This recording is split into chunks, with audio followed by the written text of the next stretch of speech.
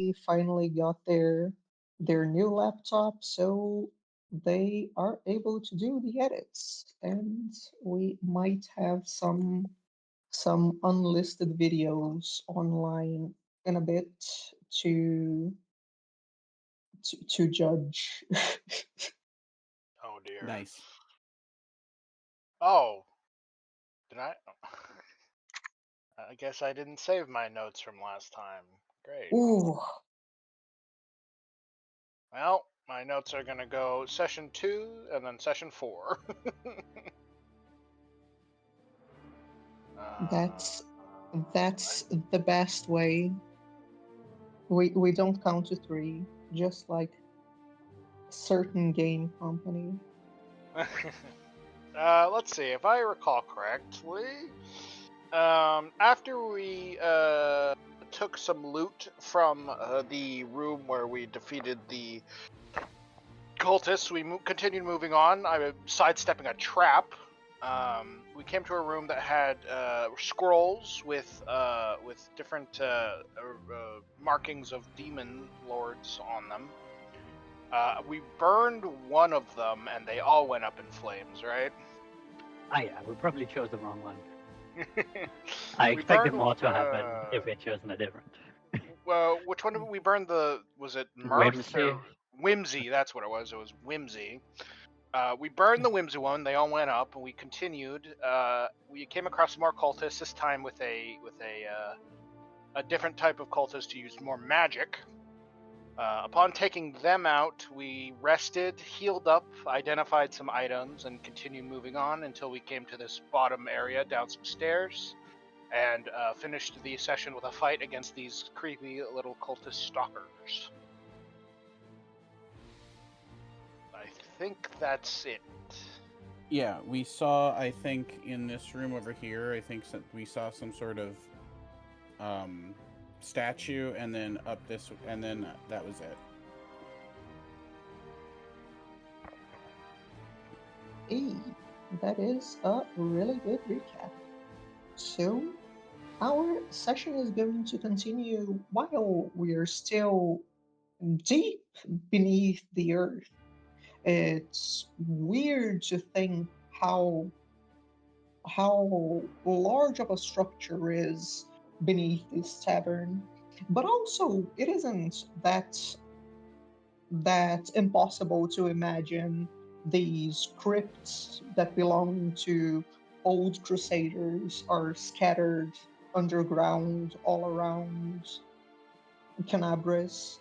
There might be things underneath the city that people haven't discovered for ages, but that tavern being a convenient way to enter one of these crypts, one that might have another exit, judging by the cultist who didn't know the way you were coming from, and that might have something more dangerous, more evil happening deep underground. You are still in this weirdly bad smelling room.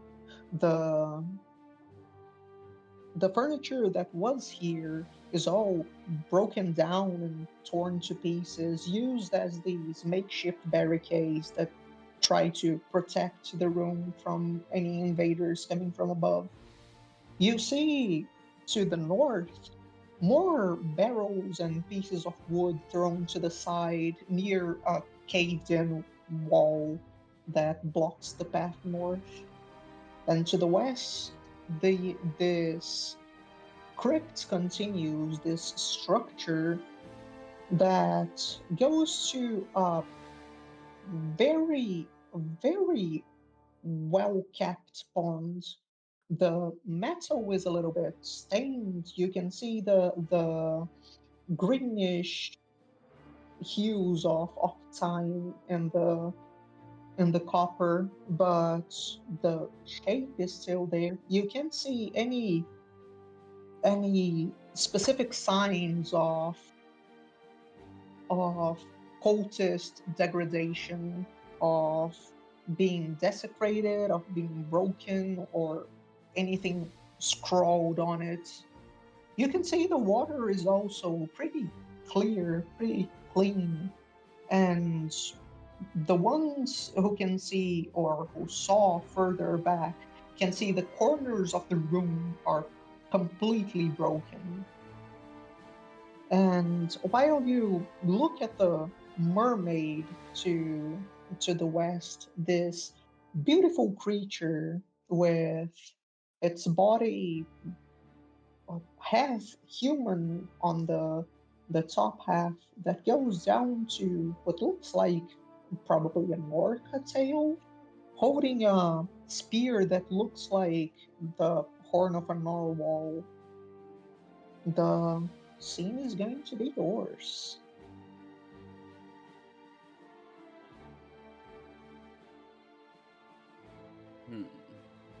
Also, the cultists have loot in them if you want to loot the cultists.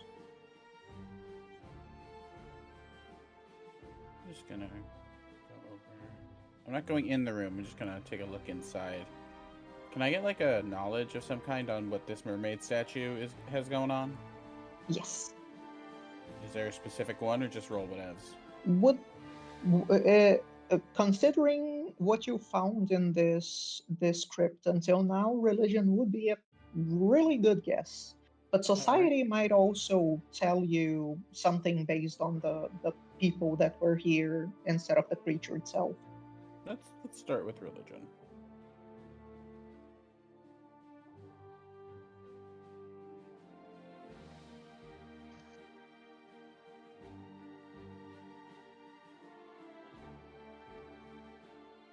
Okay, do you want to know anything specific? So is it a stat, like, just in general, why is there like a fountain statue down here? Is it like somebody's grave? Is it...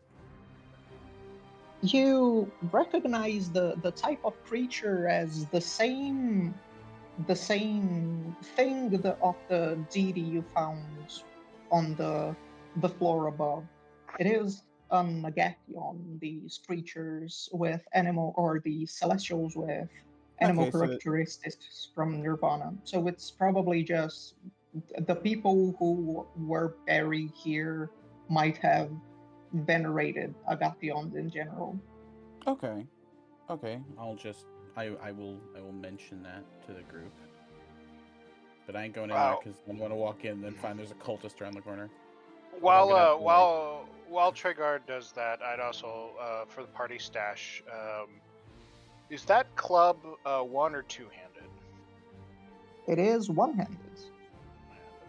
I would like to see if I could take the fanged club and the hand crossbow, just to give myself some better equipment.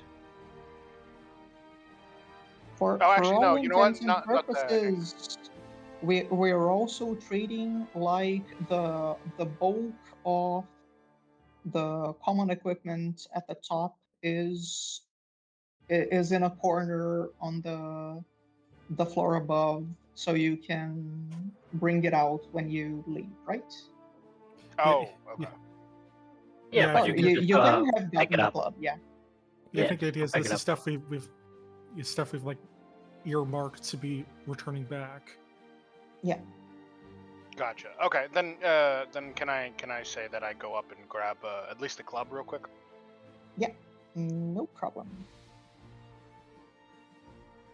Just a reminder: the club, you can't use it as your gleaming blade currently. Correct. You have to spend a day to change the icon to it. But I can dual wield. That is a choice. Why double slash if you can double wield? True, it's true.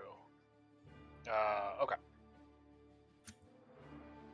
And while you start moving, Dale, you're going to notice that something seems pretty weird about this statue.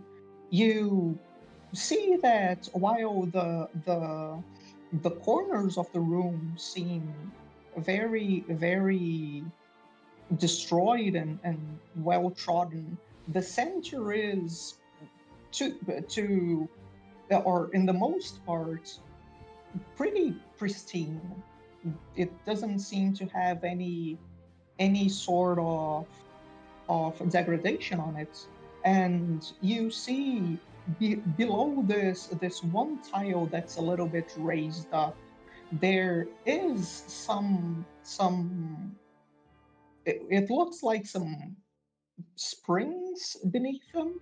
You can easily recognize that the area around this statue is some sort of weighted system that would trigger a trap.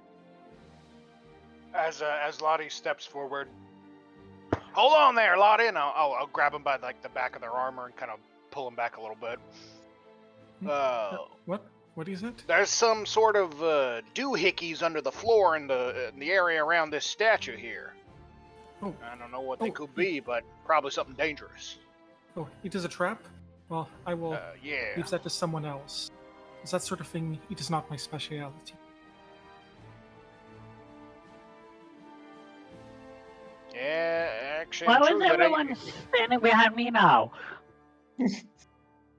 Well, through the arcane power of looking in the party chat tab,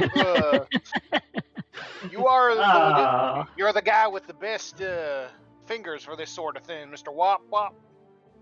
Yeah, but it also seems very dangerous. All right, well, you've stood here before, right? So this is a safe square. Dale is somewhat certain that the area would be. Let me change the color of the writing so it's clearly my writing.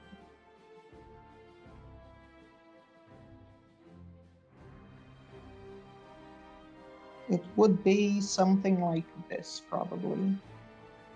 Dale will kind of make a like maybe a foot or two off the actual statue pond area. That's where I saw the stuff. So you're right at the precipice. I suppose I'll try and look at it. Yep, and Lottie's standing behind him, and she's ready to leap in and take the damage if it is a trap that deals physical damage, I guess. To know how to disable the trap, it would be a crafting check or something along those lines to understand the mechanism. Okay, here's my roll to try to understand the mechanism. You can also do it if you want. Hey, Wop Wop. Enjoy guidance. Be guided. I'm immune for another 10 minutes. Lottie, you are pretty sure that the pressure plates are not what disables the mechanism, but you have no idea what it might be. Sorry, it's probably easier to avoid it than to disarm it. Yes. Sorry, I'm not quite sure how we could disable these trap. So unless you have some kind of thieving knowledge, maybe we should just walk around. I do not know. No, I don't think so. Oh, maybe we just hug the wall. Well, yeah, that sounds like a good idea to me. Hug the wall it is.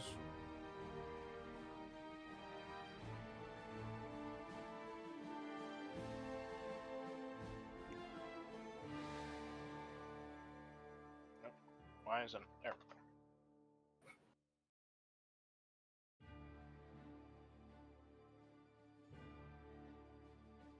We're just gonna. Baxter's like, "Oh, water jumps in." Oh no, he went first, so I knew where to go. Oh, I see. Oh, was he storied? It is locked. It is. Do I hear anything on the other side of it?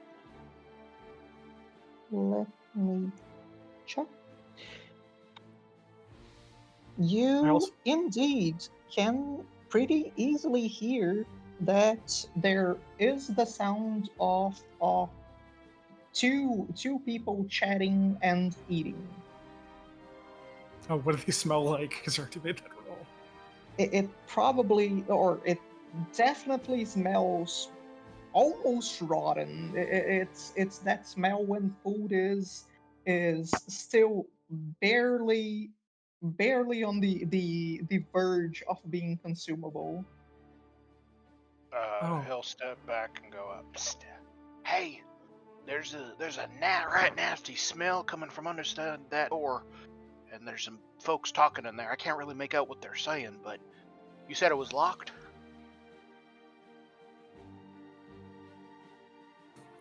Yes, I tested the handle and it seemed to be locked. You probably need Okay. to I can pick- help with that. Yeah. There's Well, one. we- There's one I know. There's one I know. Let me All right. find my. Just be careful. If whoever's eating that stuff can stomach some Oh, it nasty smells things, great up so here. might be nasty themselves. Alright, let's see. Pick a lock. Oh no! Did I jam it? You did not jam it. It's not a difficult lock. You try and spin it a few times, and you think you pushed up the wrong pin. Alright, let me try again. I know I can do this.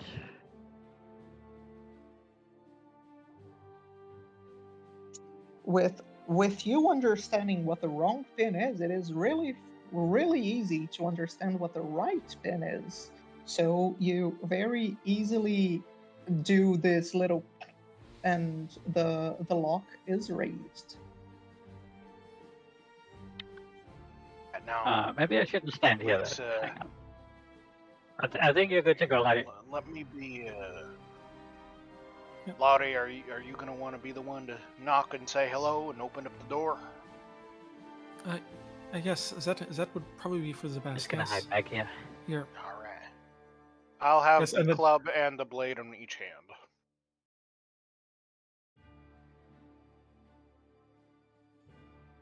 Okay, so Howdy. while you open the door, you're going to be able to see. I also have to give hero points. You will be able to see these two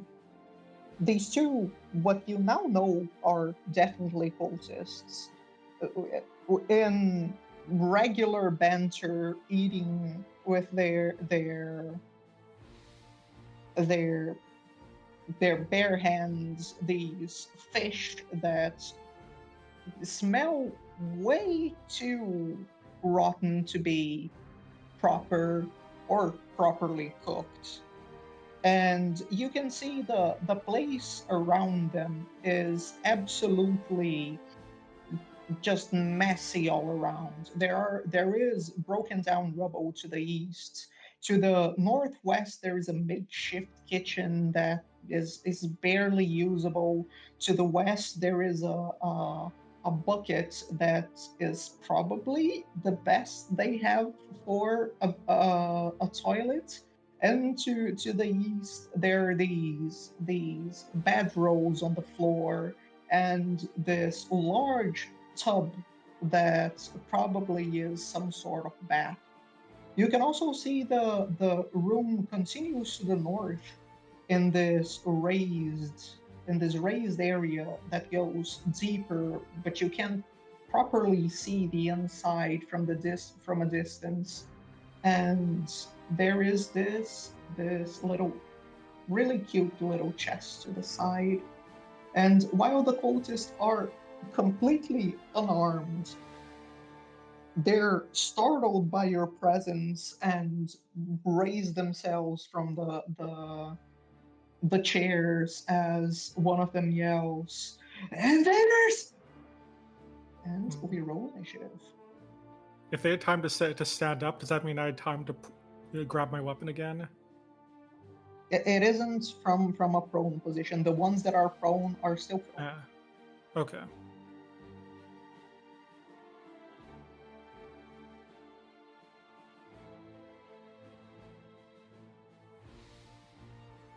and my eminence will be in my sandals.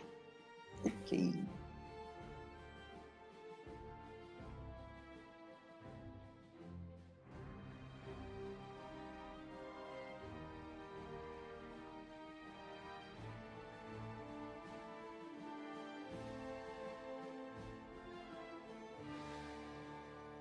So, Wop Wop, it's going to be your turn Yeah, first. but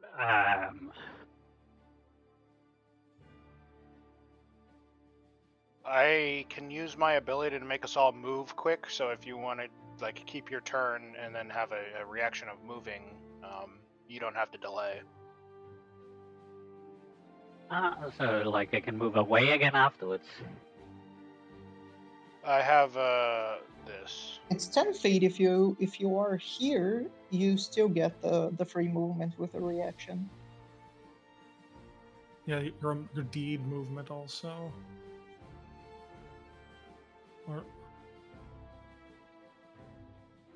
Oh yeah, the deed movement. But the Yeah, we're in path, the way. yeah. yeah. Or they could, since it's a free action at the start of the turn, I think they could combine movement to use the step I don't stride think they can. and walk a little bit further. It's fine. In any case, staying here probably would be nice Oh no, that would be a terrible spot. and would still be an action. Yeah, that would be terrible. Because Oh, you'll you're be gonna able to delay? move when Okay. Deo Yeah. acts. Okay, so Tragar.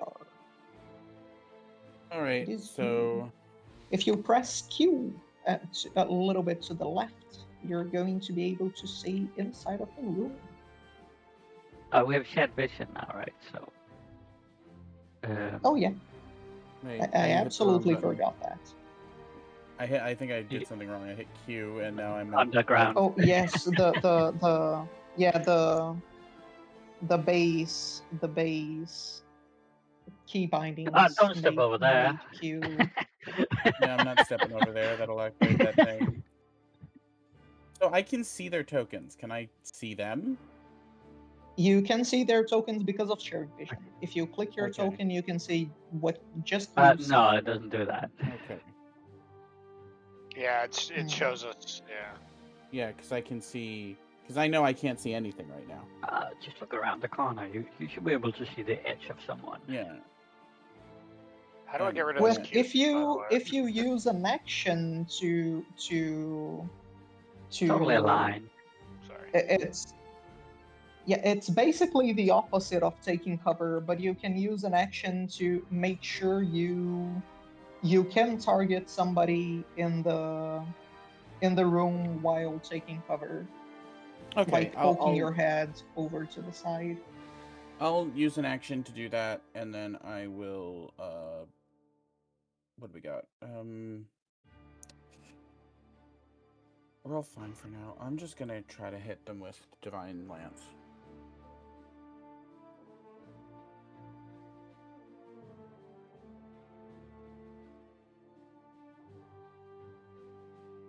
For the ones by the table, do they have? Are there weapons like near them? Yeah, they're like on the side of the bench where they are. It's easy for them to grab the weapons with an action, but they still have to use an action. Gotcha. There we go. It's a hit, and the cultist takes some damage. And that is my turn. Okay, so Dale, it's you. So Wop Wop is returning after. Okay. Yeah, we'll go ahead and use Marathon Dash. So every ally within 10 feet of me can use their reaction to stride, and I think that's everyone. Unfortunately, I do not have a normal reaction yet. I only have the reaction I got from Guardian Techniques, which can only be used in Guardian reactions. Sorry. By the way, where would I have to go to like be able to access their weapons as well? This spot you would be able to see both. This one you'd be able to grab the one for the bottom person. It's basically the weapons are in their squares. Gotcha. So if I were to go here, that's one action. Yeah. Can I kick their weapons away? You can. I will say if you want to throw one of their weapons would be a regular action. You'd be able to throw it like 20 feet.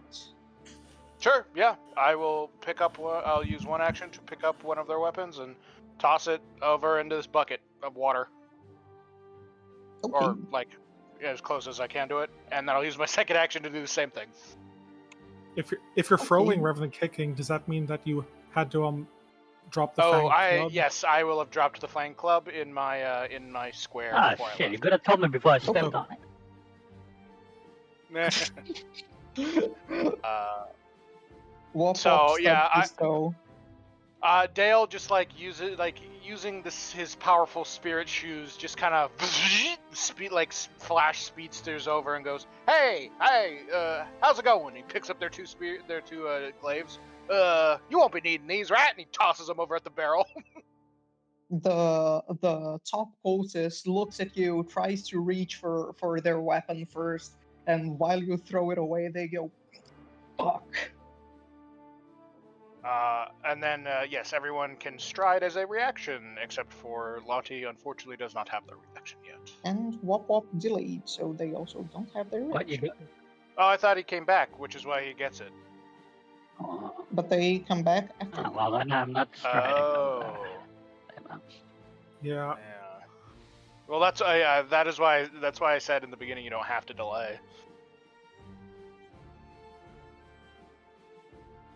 I see. Well, Tregard, you get to move. I'm just gonna go right in here and stay in this doorway. Well, you could stride in, pick up one of their weapons, and then stride back. Oh yeah, sure. I'll You can this glaive is mine, thank you. Oh wait, no, I can't. Oh, I if know you can can't. for that. Yeah. Also, I forgot it's not your turn. It's Yeah. just a movement. Yeah. Okay. All right. I'm just gonna come in here and be right here. And my spark will go into my Skybear's belt. Okay, so Wop Wop, it's your Alright, turn. well, since I didn't stride,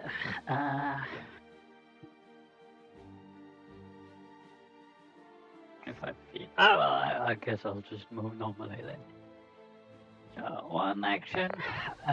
Then I will, against the first guy, try and create a diversion. There we go. That has not been successful at all so far. That's fine. I'm off guard towards him. Amazing. It's fine. I will just strike him. Good I will thing. just shoot him. Good thing that cultist doesn't have a weapon. I'll reroll that. Hang on. Oh yeah, it doesn't. Get all the bad rolls out early on. There we go. Hey! Which bad rolls? So that was my hope that he didn't get a turn that to be off guard against him. Great. Oof. Ooh. That blows Yeah. up the cultist. Great. That's three Wow. actions. Well, end my turn. The cultist, the cultist just opens up, and the one behind, like in a Tarantino movie, the one behind just gets covered in red. Yeah. Free action cackle. Whoa. Absolutely fucking obliterated. Jeez. I guess he really won't need that weapon now. The top cultist is going to start their turn. They're going to look at Dale, look at their weapon, and use their first action to go grab them. So they're going to grab their weapon here, and they're going to target Wop Wop and try and glaive them. I took two of their actions. Whoop Yeah. whoop. I'm fine. I think. It is a miss. See? Totally fine. the cultist doesn't have enough time to properly calculate their attack, and they just think you're a regular sized human and aims a little bit above your head. It just swooshes above you.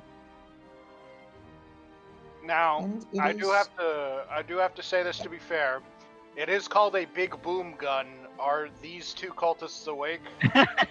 they have to do their perception check to know that. That's going to be the Okay. start of their turn. They were They might be Alright. really deep Oh, yeah. sleepers. They are. Let me check if they wake up.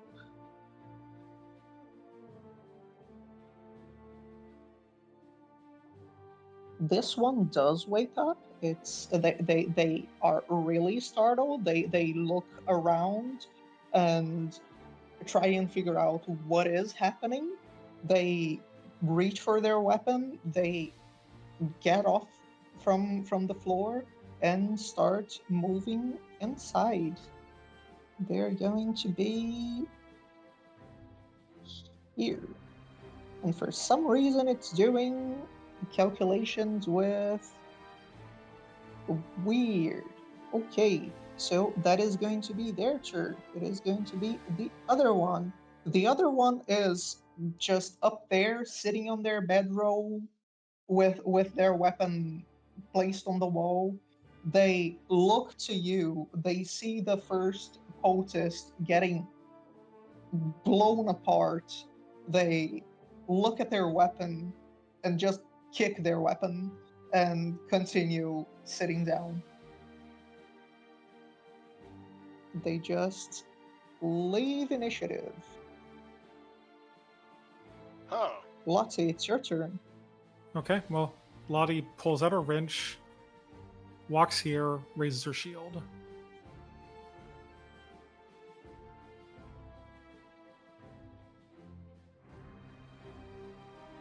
Okay, so it's going to be the last cultist.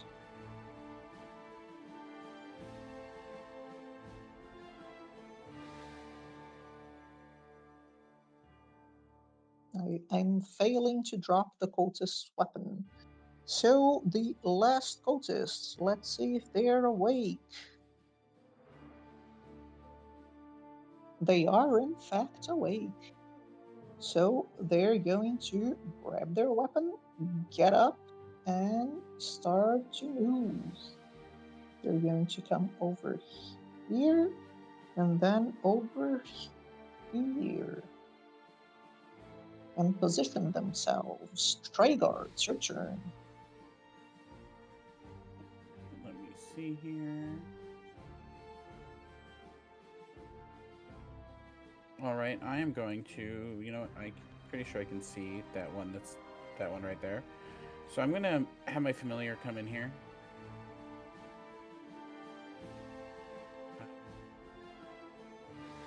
Boop, boop, boop, boop, boop. Get in there. Thank you. Let's see. Okay, and then looks like everybody has not. Nobody has taken damage. Nope. You know. The cultist Oh yeah, but has you can't put him back together. Well, yeah. Let's just be preventative about it. Let's. This one right here can make a fortitude save. They indeed can. They roll a failure. Almost a crit fail. It still hasn't done more than 2 damage. That's okay. That is a-okay. It is. Fast healing can go to Lottie, and this one can be stupefied 1. And then let's see, that was 2 of my actions, so I'll just step here, and I can see pretty much everybody now. I'm gonna hang out in this doorway. Okay, Dale, it's your turn again. Dale will do a cool little hop over this table over here. Whoop. Slip on a rotten fish. Yep. You know, the sword gives him some combat ability, but he's still kind of a doofus. He will then reach over to this cultist's shoes and be like, "Hey, those are nice shoes. Mind if I see them?" And I'll try and trip him.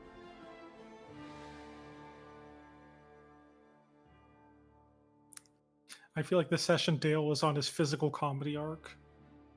No, I will re-roll that. He's workshopping some stuff. He is.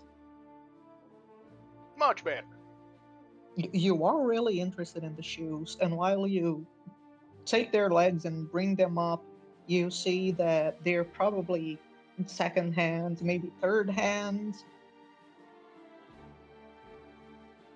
Dale's then gonna look over to the one next to him. Oh, you got nice shoes too. Mind if I see? There it is.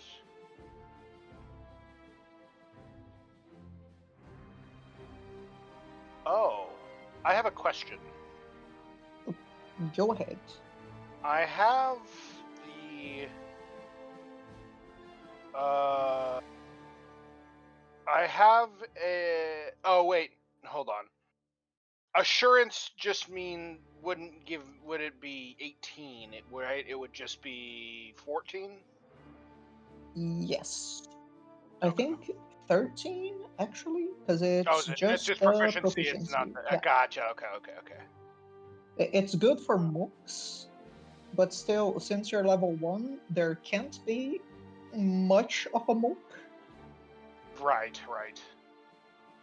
So okay, it's going to be useful later. I will attempt to make a trip attempt at multiple type penalty towards the nun next to them.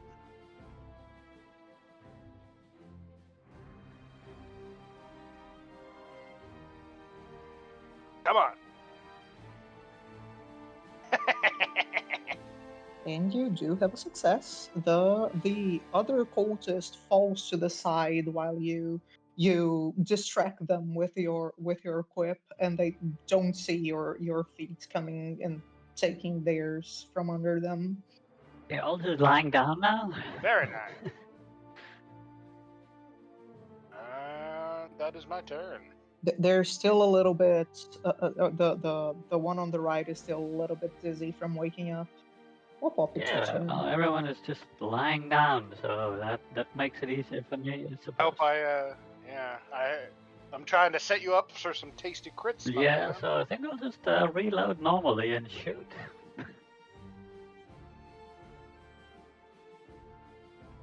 Oh no! Hang on. I still have a hero point. Okay. Which bad rolls? Damn it.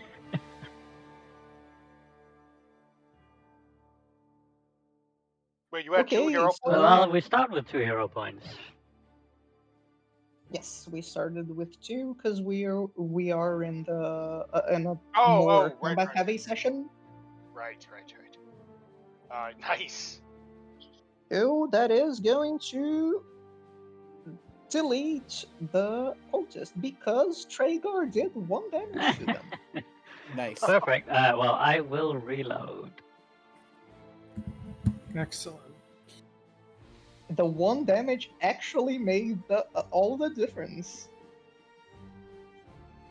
So the cultist hits their head on the floor and closes their eyes, trying to figure out what's happening still.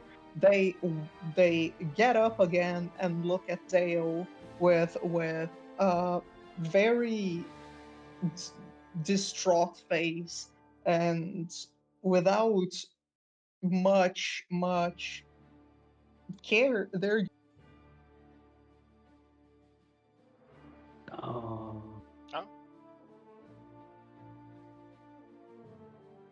Oh, you cut out. What did they do? They try to attack you while they were trying to to stop being dizzy, but you see that you understand too late that the entire thing was just an act, and they bring their glaive back the last moment while you defend from the air, and they're going to attack you while you are fainted. And that will hit. Actually, it'll hit Lottie instead. Oh. It will hit Lottie instead. Does it do sneak attack damage to you? I believe I take all of the damage he would have taken, but it does apply my physical resistance of 1. So that's Two. something. It's going to be 9 damage. Okay. So that's reduced to 8. Let me So change to you. oh, I just subtracted from HP. Yeah. Whatever. I should have switched the target early. So Okay. while the cultist does this attack, you manage to put yourself in front, and while while you see that Dale is still defending the other side, he can't even properly help you evade the attack, and your arm takes the brunt of the slash down. And it is your turn, Okay. and you heal. Yep. A lot of heals for 1. She will step forward, raise her shield again, and yeah, I think she's just going to attack this cultist who just attacked her, kind of. And you know what? Am I using? You know what? Whatever. We're all using our hero points to reroll attacks. Okay, didn't do. Aw. Those are the bad rolls, and you are not going to be able to hit. The cultist is pretty awake now, and they give a little step to the side, and you fly your wrench in the air. It makes this whoosh noise while it would have done quite a bit of damage, but it doesn't connect.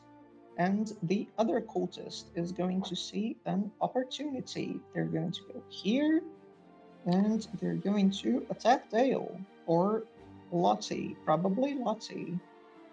Yes, probably Lottie. Unless it's a miss.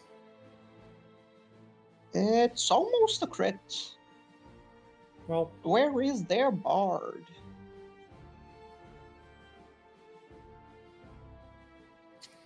and It then is a bunch of damage. and then after this hits, Lottie's going to stop being a tank for the rest of the battle.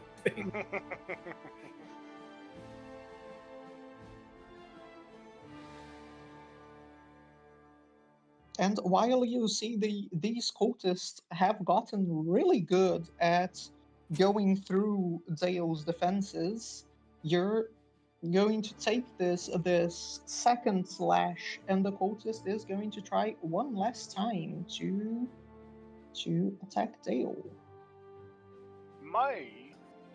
Or What? yeah, Watch out! he would Monster Iron. still. You go ahead. Sorry. Oh no, no! I was just. Watch out! Monster Iron Ford. They're trying to hit you from behind, and Lottie puts herself in the way of the first attack, but can't block the second.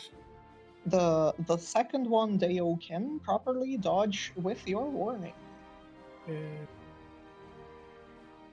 And Dale, while you dodge this second attack, Trigger, it's going to be your turn again. Alright, so I know that Lottie still has treat wounds immunity. Is that also, I can't remember, is that also battle medicine immunity? No, I also separately have battle medicine immunity because you used it Okay, on the first well session. shit. It would normally have your portrait on it, but because but it has the portrait of your character back when you were playing. Back when I was playing a halfling, so it's a completely Yes. different guy at this point. Yes. Sorry, yeah, that's why I kind of blended in. Alright, well shit. Don't still worry have- too much about me. Before you went to Honestly. your growth arc. Yeah, before I got my shins stretched. Yeah. Well, fine. Okay, so here's what we're gonna do. We're gonna target this one over here, because this one... Well, no, that one I did 1 damage, it died. Lottie, do you still have the fast healing? If you sustain it, yes. Yes, I'm gonna sustain that. So that's an Okay. action. Meaning I have 2 left. So let's do some damage.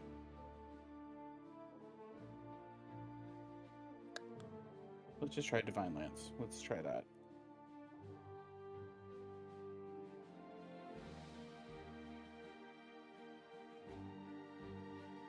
Yeah. I think my internet had a hiccup and it didn't show up for me, but I imagine it's a hit. So you I deal did damage. 7 damage. Nice. The damage I could see, just not the dice. Yeah, the 2 hit rolls a 17 for total. And then that's my turn, because I then use my last action sustaining the fast healing on Lottie.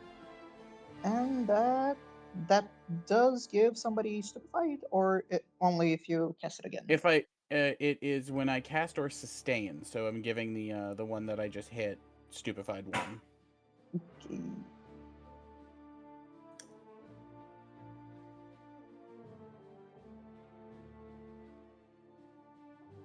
So Dale, it's you. It is me.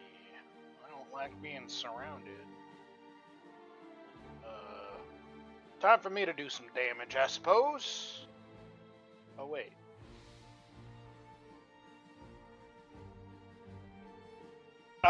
Real quick, Lotta, do you want to move out of this situation? I'm sorry, but I do not think that I could do that. I've already defended you. No, I can move you. What, like shoving me or something? What? No, if I use my transcendence, I can pick you up, literally pick you up as I stride. Oh, okay. I mean, if you want to, I'm not too worried, honestly, though. All right, then I will simply. Ooh, that's gonna be rough, actually. You could just go into a flanking position with me. And That's try to true. finish that thing. Yeah, I will move over here. I will switch to two-handed, and then I will strike once. Actually, no. Sorry. Go back to one-handed. I will use... Oh, wait, no. There's no point in doing that. Yeah, two-handed strike.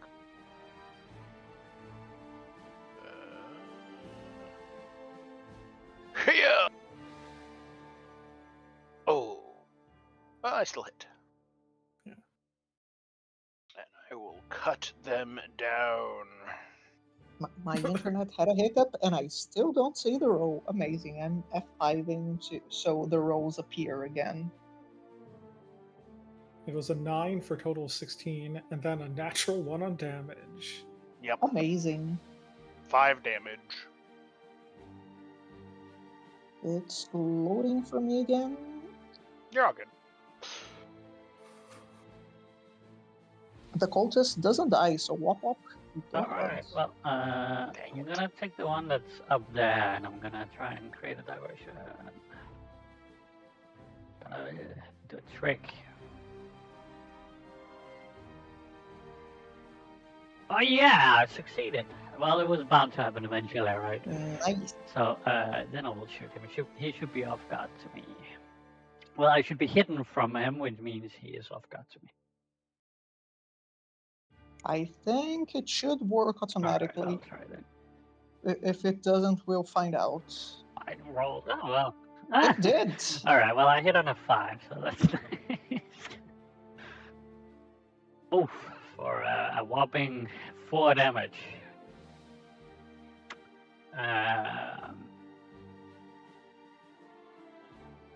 You manage to distract the cultist, but the cultist goes to look to the ground where you pointed, and the shot hits their helmet. It hurts a bunch, but it doesn't do a lot of damage. Yeah. I think I'm just gonna spend my last action to move over here onto the table. There's a lot of good stuff on there. I cannot end my turn. It's still on Dale. Oh, Okay, sorry. so it's going to be the confused cultist that is in a very bad position. No. Does it see a possibility to flank? It does not, because diagonals are weird. But it sees the possibility of being flanked, and it's not very happy with it. It is going to take a little step to the side. It is going to target Lottie and try and feint. It is going to be a failure. While Lottie is way too smart for these cultists' tricks, or they are just bad. But they roll really good, and they are going to be able to hit. Let's Well- see if they deal damage. Unfortunately, I don't have my reactions. I It don't is think you should use it. unfortunately going to do 5 damage. Ooh. Well, that's fine. I'm currently Lottie dying. is going to be our first unconscious character. While For- you see this, A couple seconds. the cultist steps to the side, evading Dale's movement while they take this first attack. They look back at Lottie, who was blocking all of the hits, and see that at this last moment there is just a second of uh taking her breath, and they use this precise moment to pierce through their weapon through one of the gaps in your armor, and that is enough for you in your breathless state to fall unconscious. You are changed to just above the initiative of the creature who downed you, so it's going to be the other cultists, which is going to see that Wop Wop got closer, and they're going to try and faint Wop Wop. Faint. It's gonna faint. Faint. They're going to miss because of your heroism and the Banner of the Restful. I'm pretty heroic. And the cultist is going to try and strike you. And it is going to miss because they failed their feint. They're going to try a last time. This one is going to hit.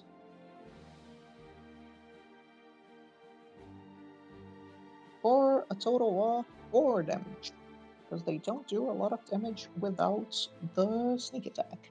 The cultist tries to feint your attack, but whether it is because you are too smart or too not smart to understand that the attack is coming, they take the weapon back and try and strike you with the opening, but there is no opening, and their weapon hits where you could have dodged into.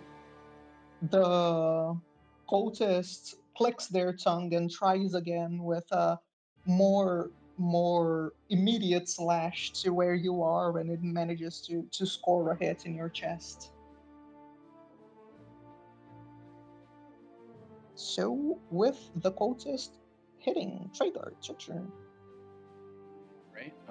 I'm gonna maintain the spell on Lottie, and Okay. then Oh crap! It's around the corner. I have to get in the room now. Okay. Just gonna go. The over room smells here. really That bad. smells, Yeah, it's gross in here. Even worse when it you smells get in really there. great. Boy, I hate it in here. Especially what? in that corner, it smells really bad. There is nothing there, but just the bucket smell is. Okay, y'all are fine for now, so I can just try to do. I'm just gonna try to do more damage to it. Good. Nope, that was the wrong spell. Sorry. Yes, give guidance to the enemy. Yes, they are next to each other. Can you move into Divine Glance and also sustain the spell? Oh wait, no, I can't. Shit, you're right. Never mind. That bad me. Don't do that. I'm You sustaining can the look spell. now. I can You- move. you- I have one action left, so I can just do my trade life or death on it instead. Yeah, and give it a little bit of healing to Wop Wop. Yeah, I'm Yeah, dying over here. Please that's- save me. I'm dying. So I'm sustaining, which triggers my familiar. This one is stupefied 1. I'm also targeting it with trade life for death, so it makes a fortitude save. It makes a fortitude save. This one it succeeds. See what it takes half of. 1 damage. 1, and I cast a hex, so it gets stupid. You know, it can have stupefied again. Take another one, and Wop Wop is gonna get the fast healing, and then that's my turn. Okay.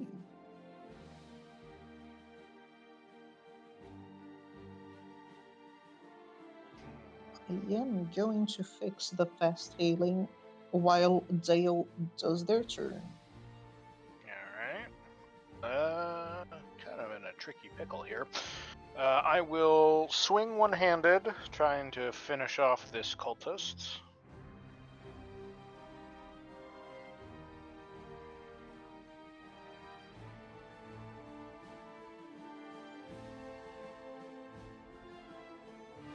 Oh, wait, no, I'm two-handing it. Right. I'll swing, try and kill.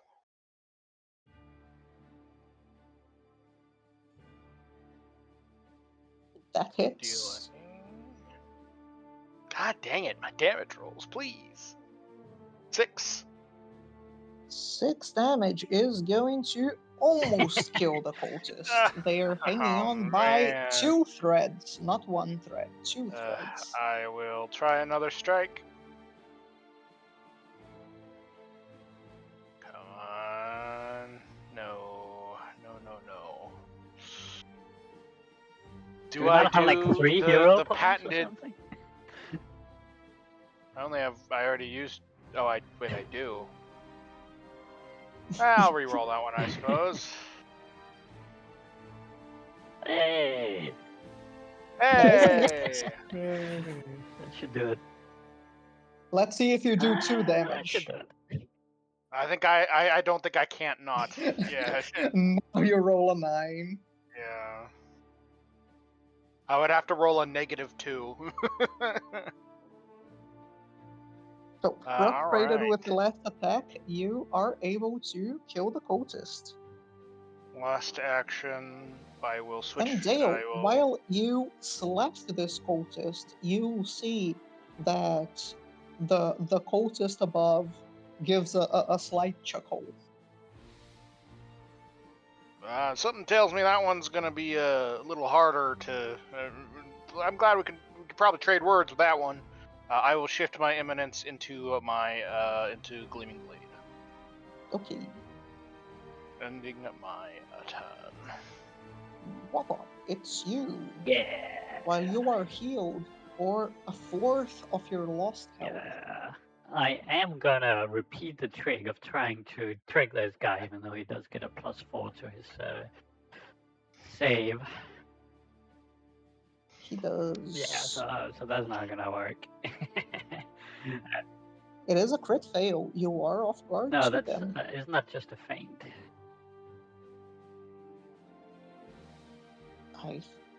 Does create diversion? No, not do I think that? that's just a feint.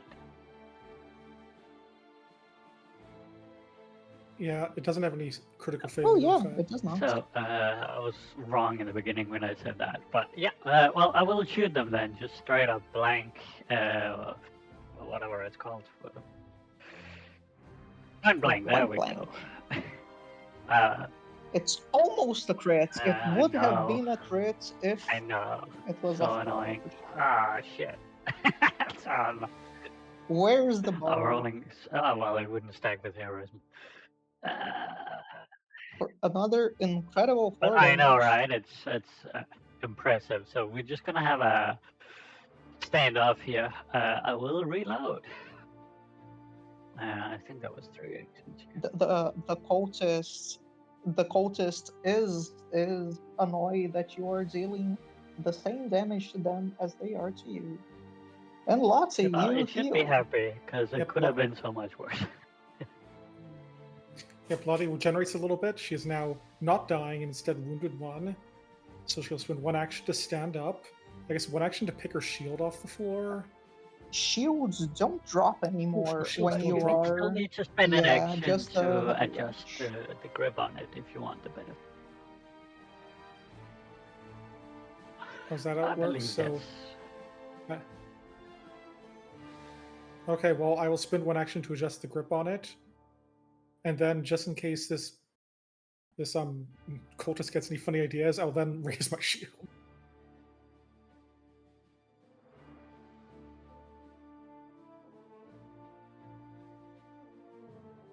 Okay, so it's going to be the other cultist.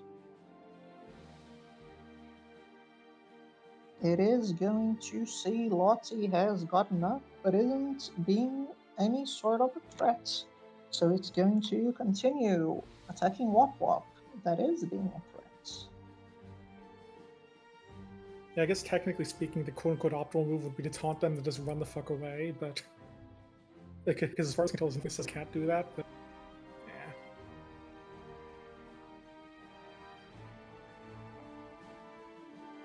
Yeah. They still can't feint Wop Wop. Wop Wop is immune I'm to just not feints. looking at them. What they're gonna do? You gotta take unexpected sharpshooters, your dedication. Dude. It does hit though. For 8 damage, they hit you twice with this attack. And your standoff continues. Well, it's going to try and hit you another time. But it misses. The cultist sees you firing the shot point blank at them, and they lower their glaive and hit the sides of your neck with it, but they don't manage to go very, very deep. They pull it back, and you can feel the blood going down your sides, but the cultist doesn't do enough damage to kill you. Treyguard, it's your turn. Right. So, sustaining the spell on Lottie. Then... So we're still fighting that. That guy is still up. Okay. So...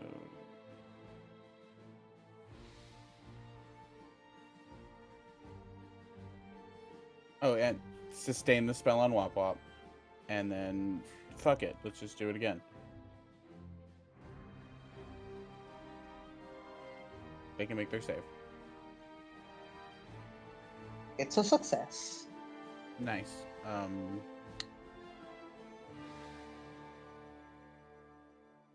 2 damage. Nice. And then I guess Dale can have some fast Baxter. healing. Oh, Baxter's actually injured. Oh yeah, no, actually, yeah. Let's fast heal my familiar. Let's fast heal my cat, and then this can be stupefied. I guess 3 times from the 2 sustains and then the cast. It is a really stupefied one. Just deep fry its brain. Just absolutely. There you go.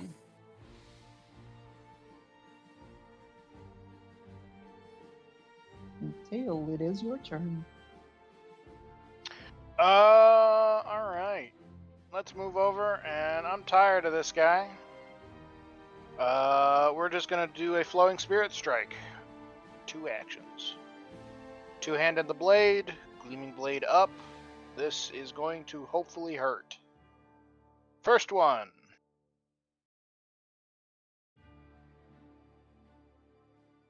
It's a hit. And second one. I will re-roll the second one.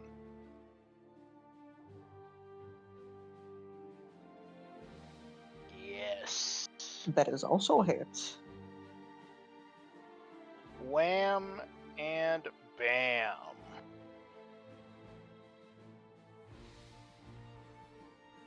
Total of 24 spirit damage. And with you dealing the cultist a little bit more than the cultist's maximum health as damage, how do you want to kill the last cultist? With You've been your poking spirit at damage. You've been poking at my friends long enough.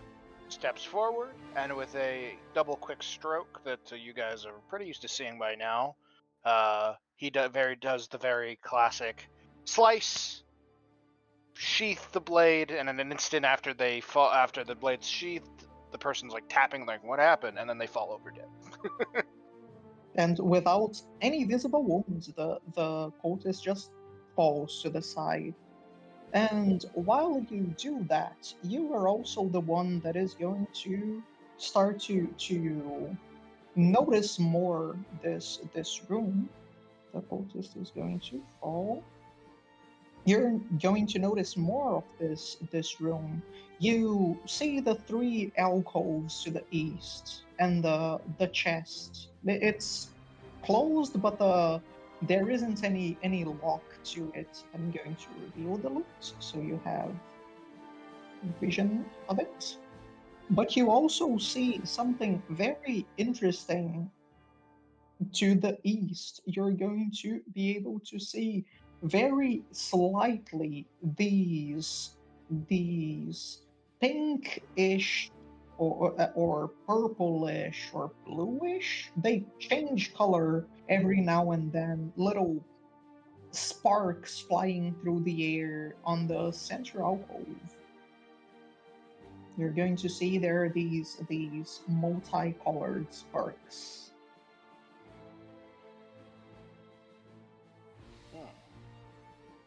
And we end encounter. Okay, so I get another 7 HP. The fast I will pick the fanged club back up and just kind of put it on my, like, tie it to my side. My katana turned out to be my one true love after all.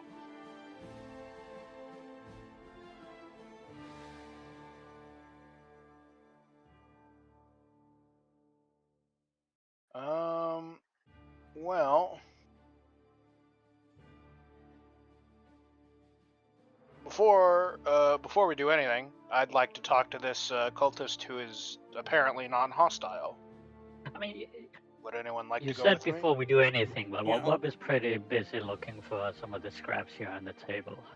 So, Okay, while Pop's having lunch, I'll go over with you. I'm gonna collect my cat, and we'll go over there. Let me get Wop-Wop's lunch. Wait a second. I have the perfect item for this. Oh God. Let me add I like the another sound of that. loot Oh my item. Oh, it's evil loot. Amazing.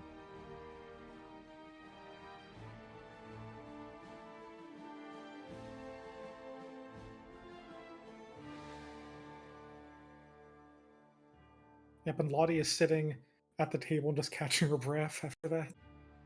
The table doesn't smell good. It's or nothing here smells good actually. But you can see the place. There isn't a much better place to to catch her breath here.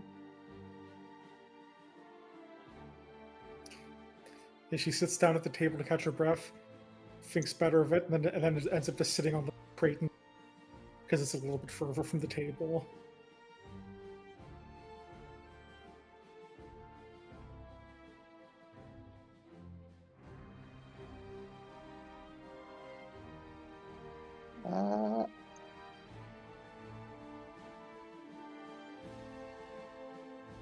Okay, the thing is edited properly.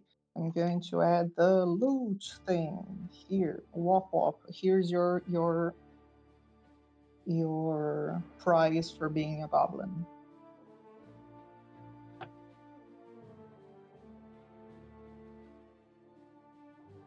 I'm not seeing anything. There is a little There chest. we go. Or there Yeah. should be a little chest. Yeah, it's cooperative waffles, but bad. It's definitely not waffles. The person who was eating it might have thought it was waffles. It's not.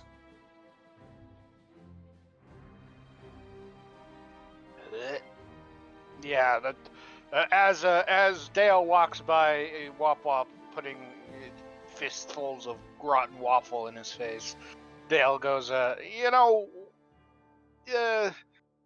that's all yours, Yeah, pal. you wouldn't want to go to waste, right? Yeah, sure, but when we get out of here, why don't I buy you some lunch, like at a proper place? I don't know. I'm very happy with this, actually. This is just the right age.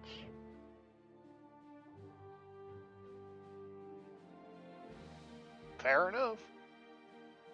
Excuse me. Couldn't help but notice you're not trying to poke us full of holes, so, are you expecting something else? The cultists raise their hands and look at you with almost disinterested eyes and says, "What will I do? You killed one of my friends before I had the time to react. I wouldn't have a chance." Well, I mean, don't get me wrong. I'm not a fan of wanton killings, but your friends here haven't exactly been the most welcoming types. I would imagine so. They're all a bunch of bricks. Clearly. What's her name? The cultist thinks for a bit. "You can call me Neve." No. All right then, Neve. I'm Dale. This is Tregard Pleasure. and Wop. What? And over in the corner there's Lottie. Oh, it is nice to meet you, she says very faintly from the blood loss. Took a little bit of a beating, as I'm sure you noticed, but they'll be okay. They're tough as nails. Now, got a couple questions for you, Neve. Taking 2 attacks for her friend, with both attacks being very well placed attacks. It's quite the valor. Well, they're a very courageous person. Now, Neve, I gotta. Sorry, is Neve a? How does Neve present? The cultists of Baphomet in general all seem to present very, very non-binary.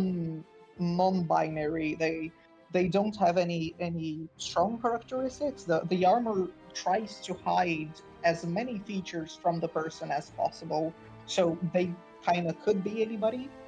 Okay. Well then, Neve, would you mind answering some questions for us? If you do, I think we can all promise that you won't come to any harm if you're truthful. They raise their shoulders without any questions and just lowers their hand and continues to look at you. I'll take that as a yes. Well, first off, seeing as you're in that get-up with that weapon, I assume you're a follower of Treyguard. What was it called again? Baphomet. Baphomet, right? Yeah, that one. The cultist thinks for a second. A follower might be a strong way to put it. With these weird folk, because they had food and somewhere to sleep. Oh, okay. So it's kind of like you were, you're not an adherent of the church, so to speak, but more of someone taking advantage for a hot meal and some friends. I mean, most people who join these kind of cults are like that. Oh, well, that's Or sad. they're the odd crazy person that believes the demons are trying to help them, but I mean, we are in Knabris. Most people know that demons don't help people. That is true. Treyguard, what do I ask next? I got a lot of questions, but they're all jumbled up in my head. Well, we're in a situation where you could ask whatever you'd like. It's not as if they have anything to lose by answering you. They could lie. I mean, they're cultists of Baphomet. They love that. Yeah, that's true. Do you want to ask anything? What exactly are you doing down here? Oh, Aside yeah, from that's a good sleeping one. and getting slaughtered. Me or the boss? Let's go with both. Me, I am sitting in my corner and waiting for whatever is happening around Wonderful. you. Well, right Finish now what's happening. happening is a lovely conversation. And where's the boss exactly, and what is he doing? They point behind them to the north. It's some sort of ritual, something about the making the Crusaders pay for their complacency or something along those lines. Isn't it They always? were grabbing some less useful of our friends and throwing them off of a pit and then raising, or some small winged creatures were taking their corpses. Have no clue what it does. That sounds terrible. So wonderful. And you're not particularly devoted to Baphomet? Nah. And even if I would, I probably would say no in a situation like this. That is true. You could lie.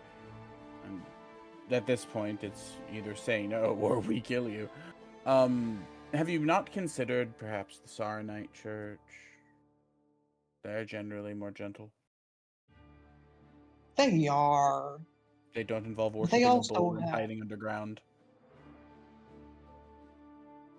But I mean, bulls are nice. I mean, they're Anyways, cool. I dated a Minotaur. They're lovely, but the point is that you're in a cave, my friend. I am.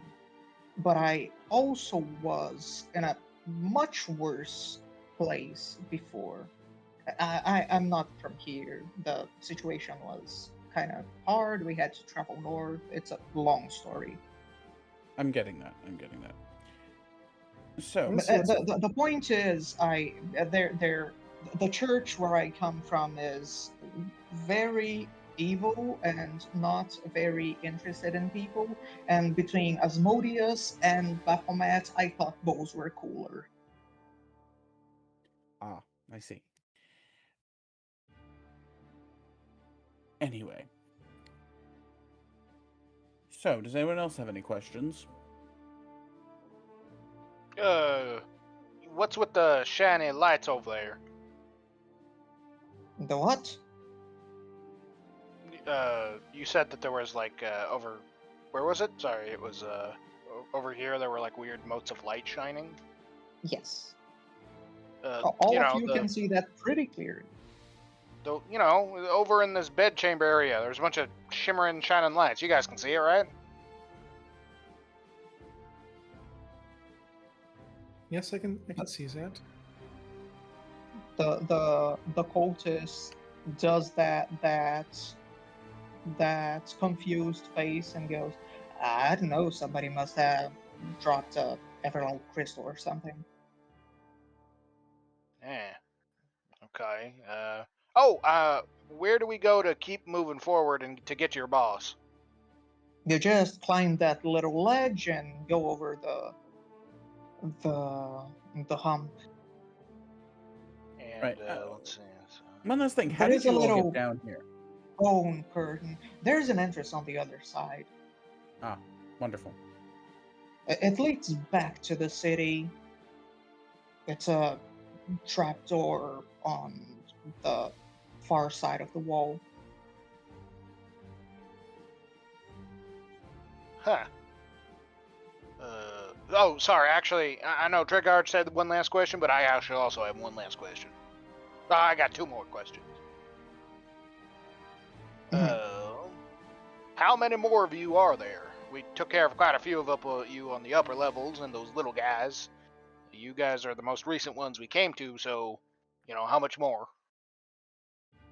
Living ones, if you took care of the ones above,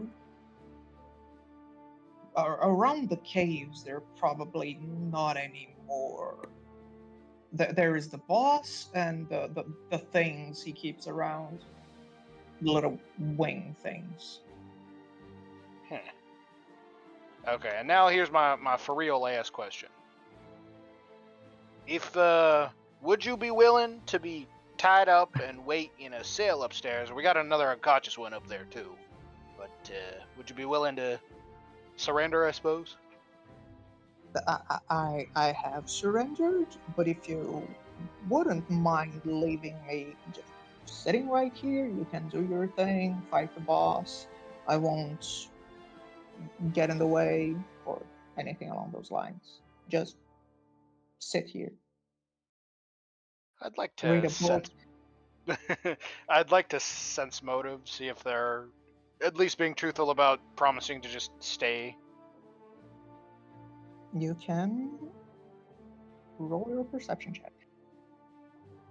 Secret, right? Yeah. Yeah, well, I'm not very good at these, but we'll see.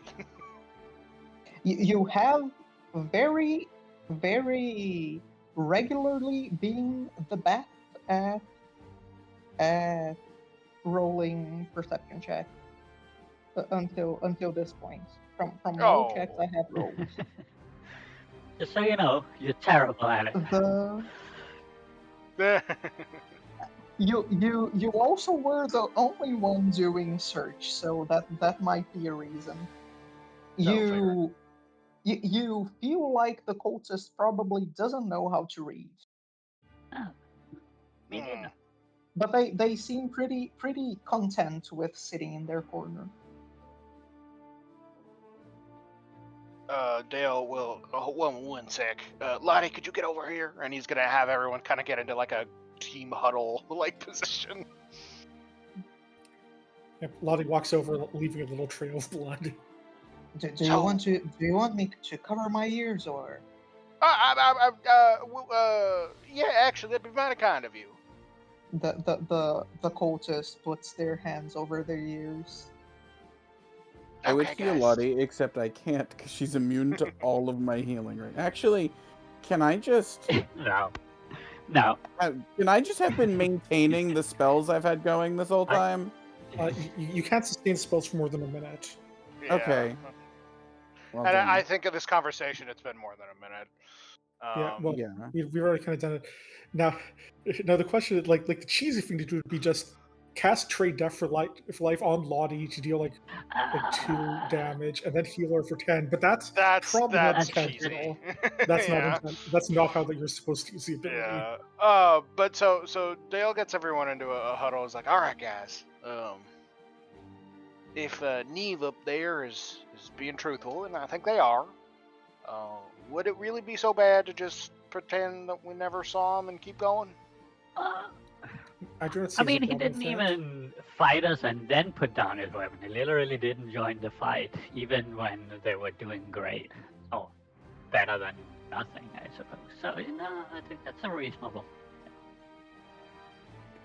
I don't see a reason in doing summary executions of people who've surrendered. Okay, good. I'm glad we're all on a close enough page. But it sounds like there's going to be a pretty tough customer coming up. Oh, hey, Knave! And he's going to wave over to miming to take the the hands off the ears. They take their hands, put their helmet back on, and look at you. Hey, I know this is a bit of an imposition, but do you happen to have anything that can close up or heal wounds around here, like a potion or I'm something? just fiddling You could just through. make There's it- like a couple of potions over here. I think you should just try them all, Lottie. One of them should aid The you. if- cultist seems also safe. chuckles with the sentence. I've been told the yellow one is good for when you're going to be hurt, but not when you are hurt. Let me go and take a look at these. But let other than me, those ones, you got nothing? Nah. Dang. how long does We it take me didn't- to identify 10 things? minutes. 10 minutes per. Okay, so it would take me 30 minutes to identify all 3 of these items. Well, Yes. Lottie can identify some. Yeah. That is You true. are aware that a ritual is happening in the All other of room. them. Yeah, That is that's true, that's yeah. time sensitive. Before we It go- isn't time sensitive, but it's also not 30 minutes. Yeah. Before we go up there, I would like to check the Sparky room.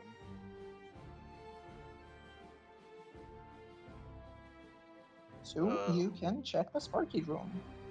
When you walk a little bit closer, you're going to see another caved-in wall, and you can see the source of the light is underneath a couple of rocks. You could probably switch or take a couple of them from the pile and see whatever is down there. Sure.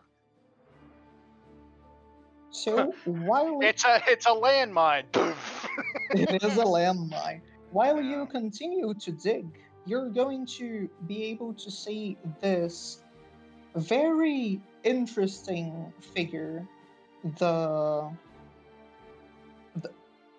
It's almost like it is embedded in a rock, but to some extent not exactly.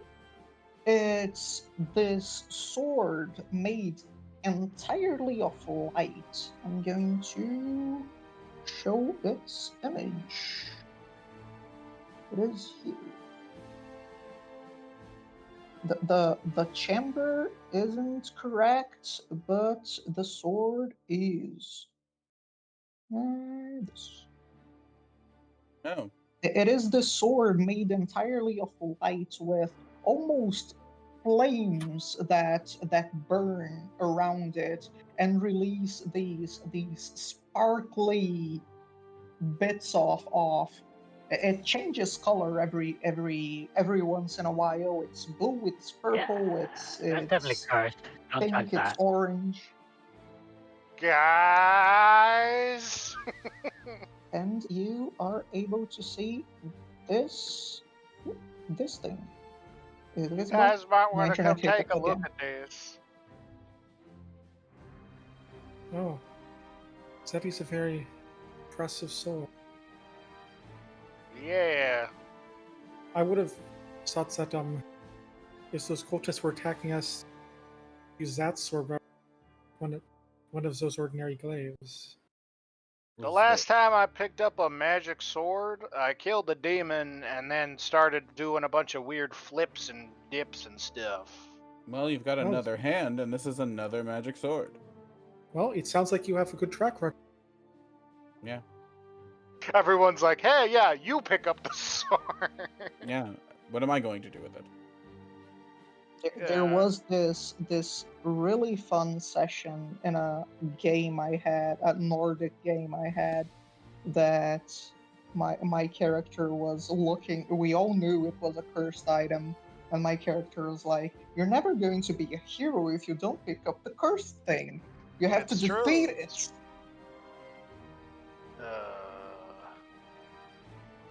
Well, you know,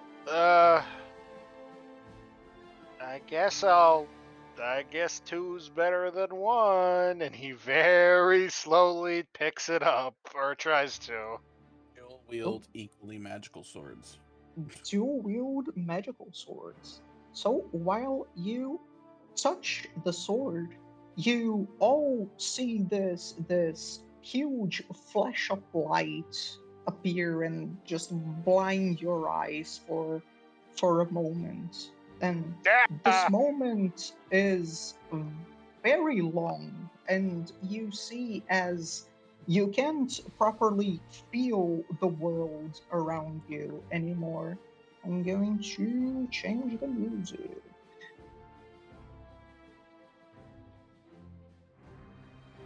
I want this one. Because Wrath of the Righteous music is really good. It's a really good game.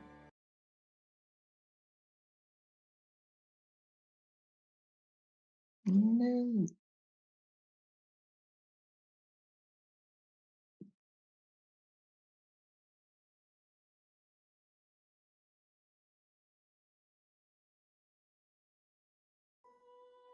Notebooks.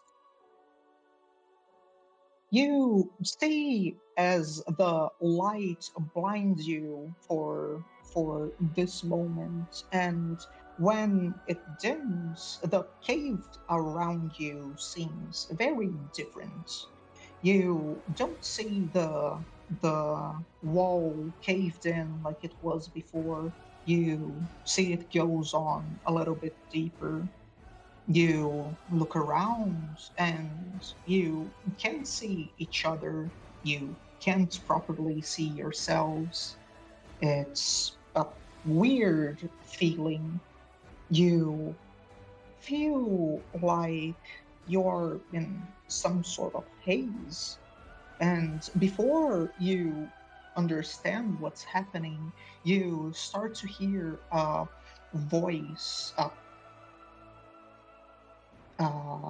an angry voice talking to the shadows in front of you. A treachery! They betrayed me, trapped me, and stabbed me in the back. My trusted allies, the people I was sworn to protect. I descended for heaven and came to this world. You hear this voice trailing off, and you think it's hard to know if you're thinking, if you're hearing, or if you're saying these words. They are up ahead. The betrayers, the traitors, hidden in the darkness of the cave. They're scared to come closer. They think you're already dead. You look to your side and see this gorgeous woman, soldier like you, with golden hair, on with their sides on a rock.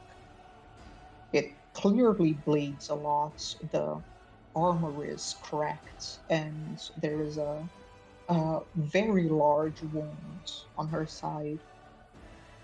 You know, somehow, that she also refused to be a part of this treachery, and this was her payment. You could have tried to run, but you still have strength. You still have your blade. You still don't understand where these thoughts, where this voice comes from. You still don't understand who are you in this moment. But you understand you do have a choice. You see this person in need of help beside you, and you see these enemies in need of slaying before you. And while these thoughts come to your head, we're going to go into one of the little choice or scenes from this campaign. In a bunch of different moments, the campaign will allow you to make some choices. Some of them are more significant than others. For this part, they are more to tell a specific story or to change a little bit what you will gain after coming out of this scene. And because we are in a group, we are going to be choosing as a group some of them, and some of them they're going to be individual choices. The group ones, I will say you will have to vote, and you can have your time to talk. And for the individual ones, everyone will have a chance. The biggest point is for us to tell a little bit about our characters and how they feel about the crusade, about this situation, about the things that are happening, that will happen. And with these choices, we are going to start to understand what kind of crusaders we are. And at this moment, when you have the choice to protect this wounded person to your side, or give retribution to those who deserve it, what do you choose, each one of you? I wonder what Lottie chose. Yeah, I think Dale is probably pretty easy to figure out. He's not a vindictive type person. I think he would help the woman.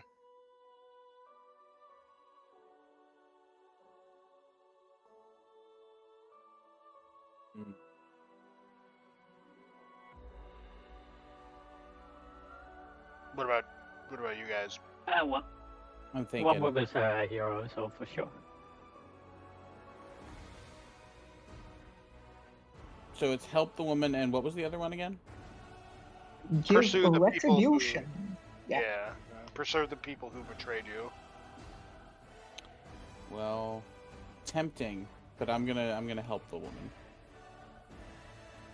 Okay, so all of you understand intuitively that's what each of you would have chosen. Does any one of you want to tell us a little bit about why your character would have chosen that over the other? Tell a little bit about their story, or about the values they have that led to this decision? So to be clear, is this a scenario where, like, hypothetically, if we this person in the vision, what we would have done, or are we seeing No, this play out in it front is of our your eyes? thoughts. Yeah. Okay, so what is happening right now is that Lottie thinks she is having like some kind of like hallucination, thought loss, and she's just acting on instinct. It's a good instinct, just to automatically help someone. It is why she took 2 sneak attacks for Dale. It's true. She didn't think it was just her body. You know, Dale is unsure about a lot of things in life. You know, he's not, you know, as much as he keeps saying, you know, he's not really the hero or a soldier as people want him to be.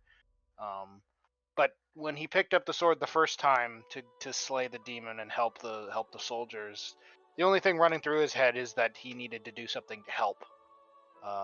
And in heart, while Dale is a simple guy, and you know, for the sake of the campaign, I'm not having him moralize over every time he has to kill someone. He is quite the soft. You know, he's a guy who believes the world would be right if everyone just had their own little piece of land to live and be happy in. And in order to do that, you know, the killing and the demons need to stop. So he would probably, you know, he's of the mind that in order to be a good person, you gotta do whatever you can to help someone, such as picking up an old family sword and charging a monster even though you don't know how to use it. So that is the logic behind Dale's decision.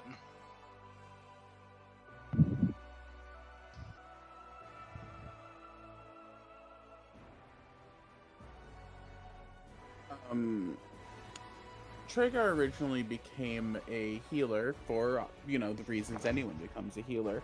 But he does consider retribution for a good long moment and comes to the conclusion that while there is someone in trouble now, he can think of no better retribution than to undo the harm caused.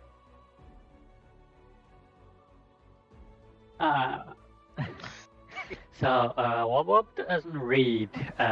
He doesn't know how, but he likes to listen to stories of great heroes, and it's one of his favorite pastimes at taverns and wherever else he can find them. And he believes that this is what one of these heroes would do, and that's what he's striving to be. It's help rather than chase personal satisfaction of retribution. So he does what he believes a hero in those stories would do.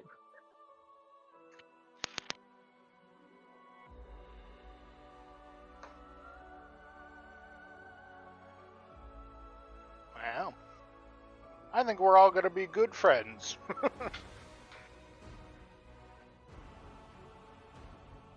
My mic was muted. Amazing. You see that while all of you seem to have an agreement, whatever it is you're looking through thinks the same. While they look one last time to the darkness, to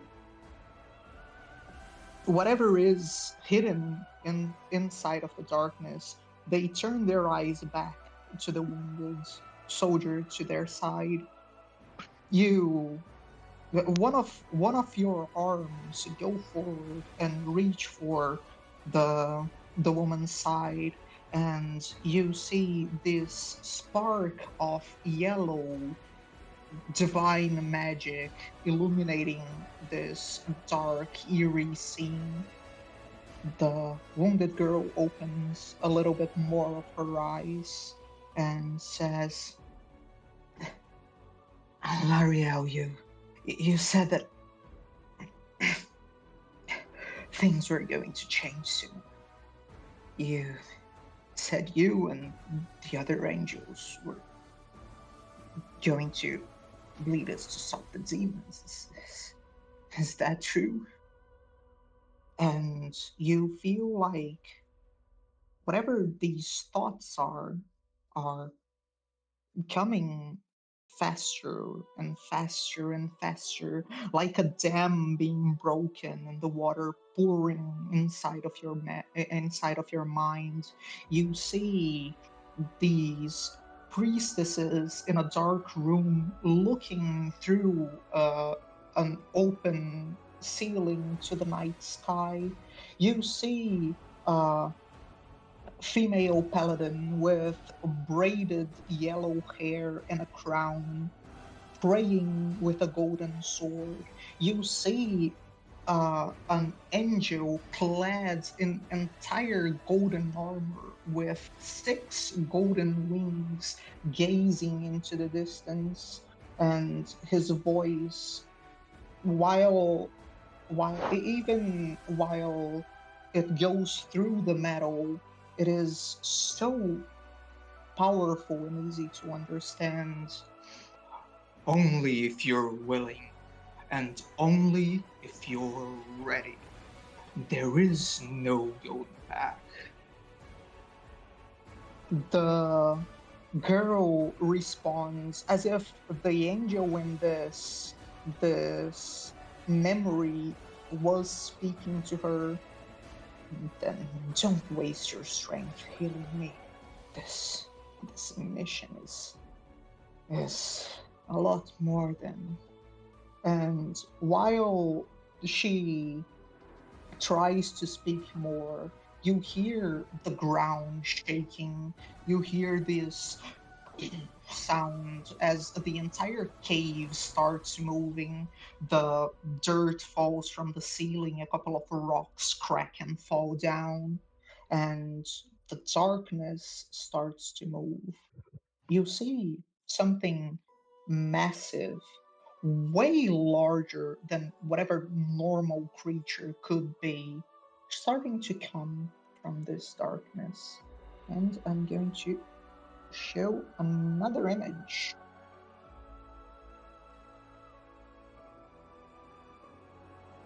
Is this one?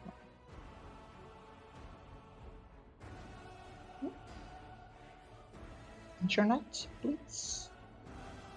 Show the image. Did it show up? Nope. I do not see Let me it. try again. Now does it show up? Yeah. Nice. You see this massive creature. Its body darkened by the lighting, but the outline, this nightmare, is clearly understandable to all of you. You start to hear this shadow, it along with the heavy steps that shake the ground and make the cave tremble. You hear the buzzing, the chirruping and rustling from the shadow. The sound enters your ears like spikes going through your flesh. Your old allies inside of the darkness all fall to their knees before their shadow in what seems to be some sort of worship. And the girl to your side is clearly damaged by this noise as she starts thrashing in her deathbed. You see this creature in front of you, and you see this noise is it's going through whatever this memory you're looking through, and getting to your body properly.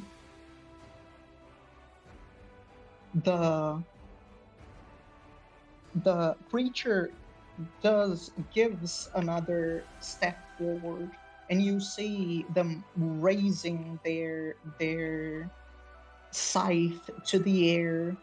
And while it starts to go down, you know that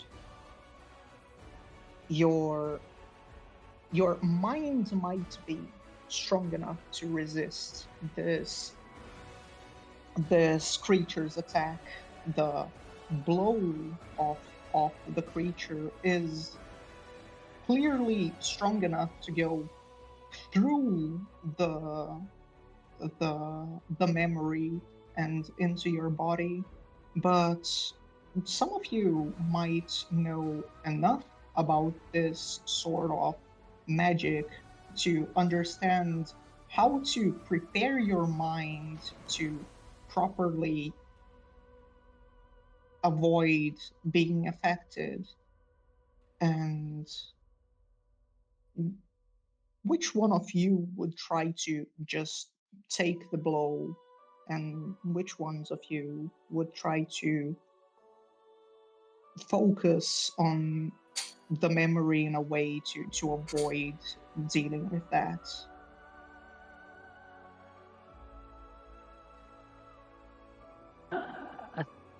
I think Wobble would take the blow. Those are the options.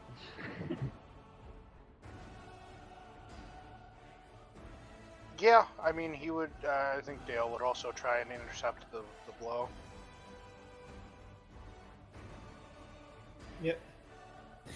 Yeah, I think this whole vision thing is getting a bit too confusing for Lottie. So just once again, it's to kicking the a physical action of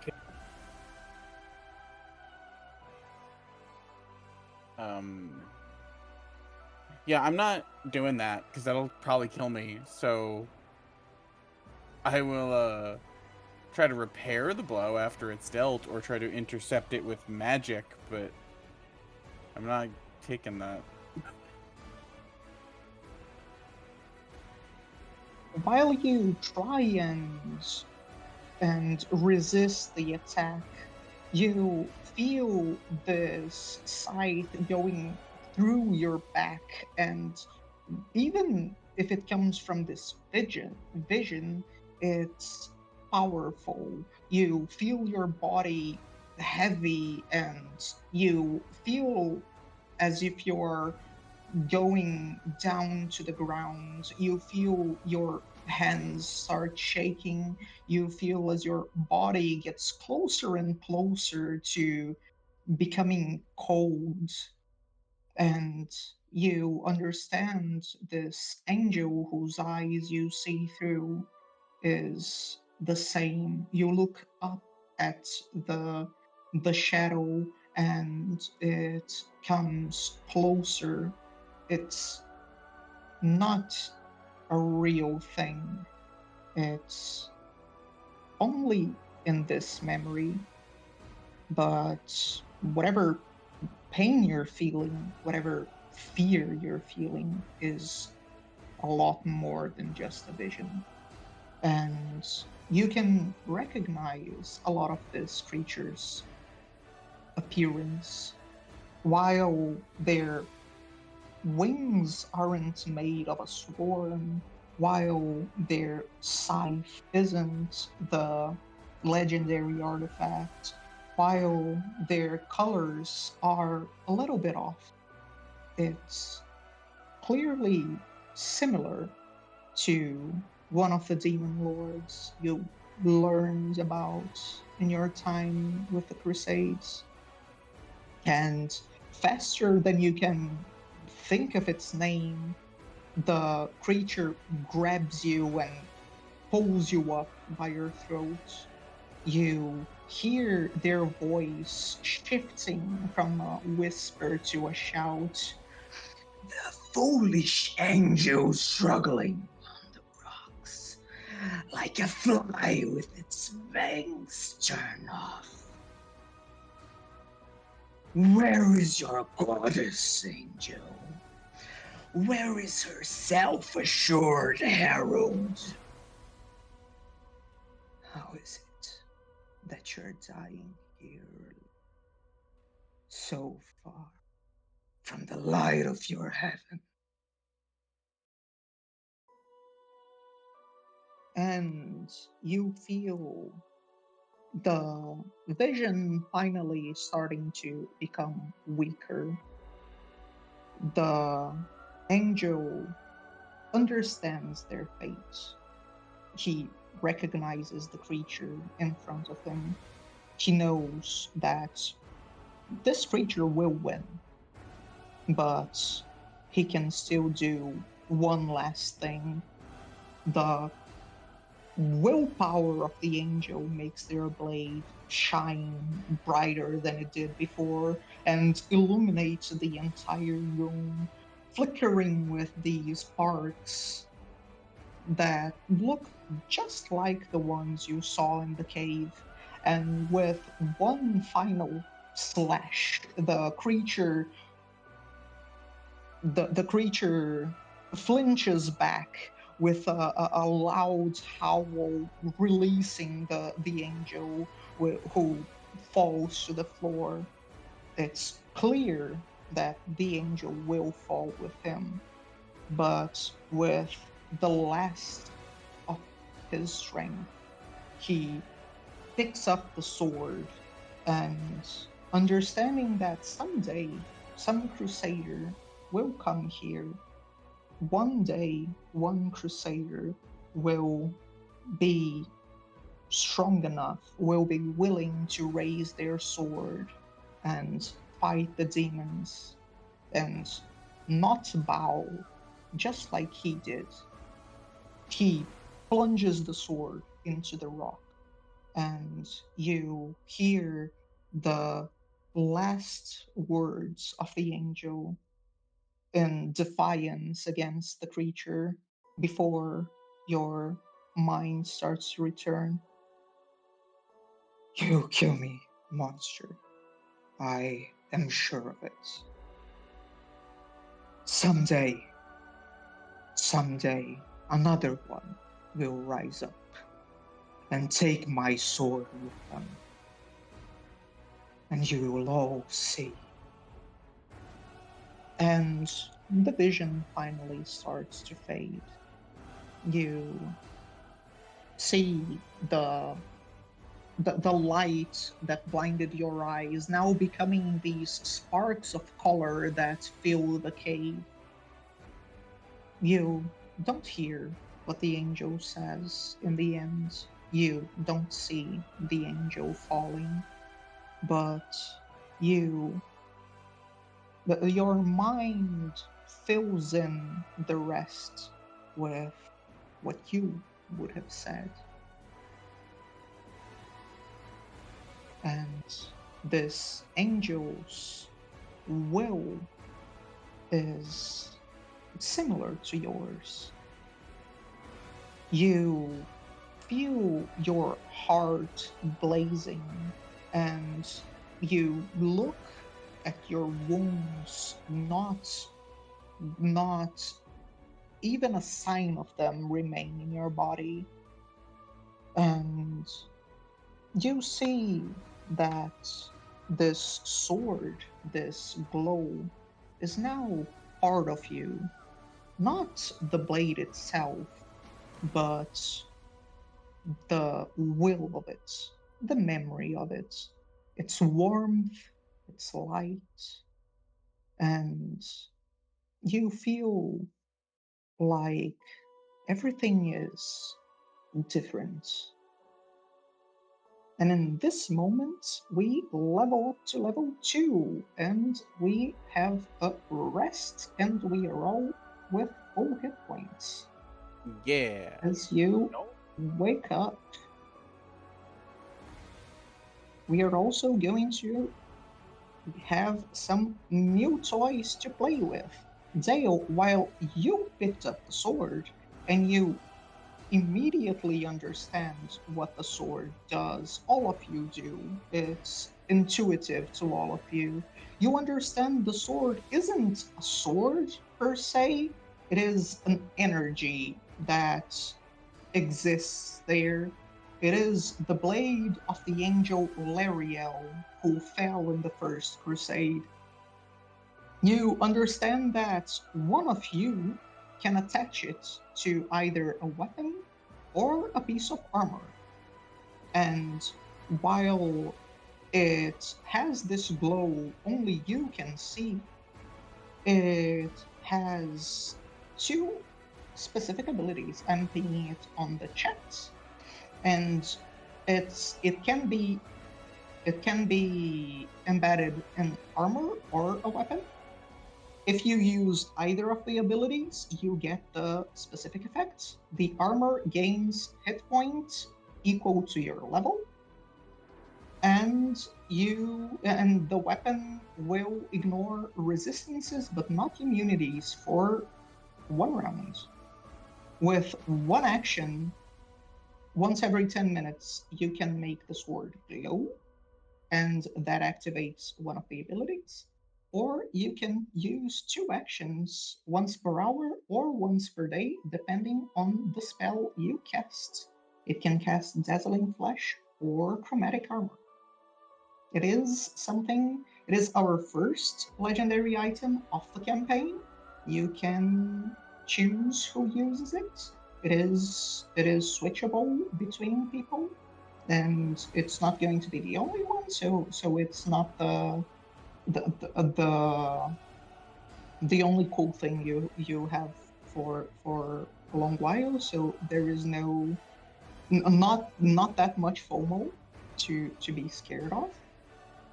And that is in the box up there. If you want to, I think I have to unpause, and I think the box is visible. It is tired though, so whoever wants it can take it. And now we're going to get our first abilities based on our traits. Each one of us will have our own little things that our traits give us.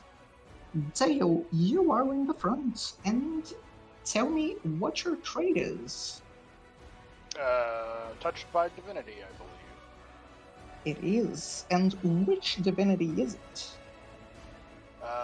Touched by by Jin Li, the Tianxia god of challenges, promotion, and self-improvement. And while you feel this deity's influence on you growing ever stronger, you understand that this dragon carp is one of ambition, is one of might, is one of toil, but it's also one of change. And you understand you have to choose one of them. One of the 4 domains of Jin Li. Oh. I'm going to throw them in the chat.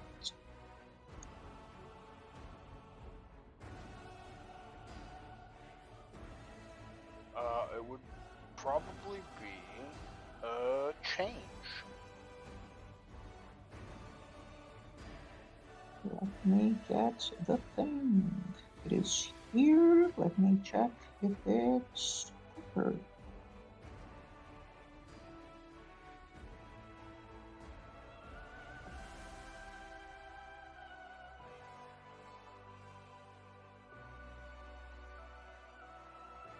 It is these.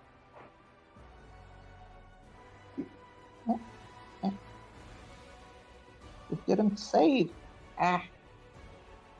Internet, stop trolling me. Now it's blank.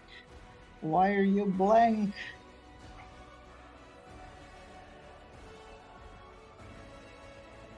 Foundry gets really weird when your internet flickers.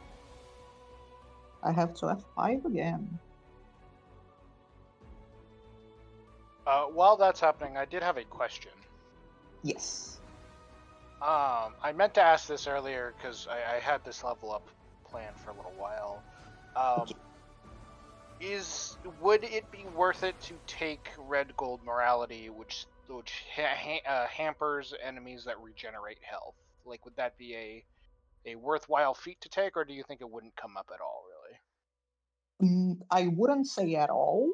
I don't use enemy healing as something that appears in every combat because it gets really, really annoying after a while. But there are some key combats with enemies that can heal, something like the undead creature that could 3-action heal you saw before, or some boss that might have some regeneration ability. It is something that shows up. It's not always. Okay.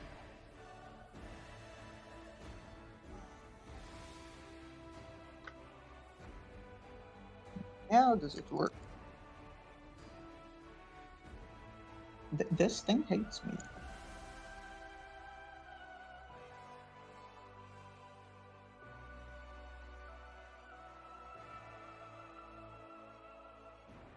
I think now this works. Now this works. You chose change, right? I did. Okay. Where is... No, I have to open this thing up. Pathfinder. I need campaign feats.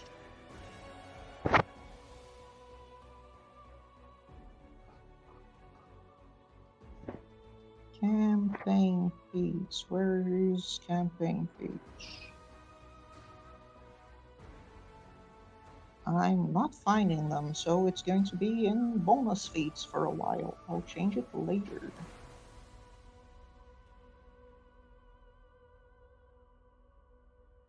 Okay, so you're going to see, Dale, in your bonus feats, you're touched by divinity.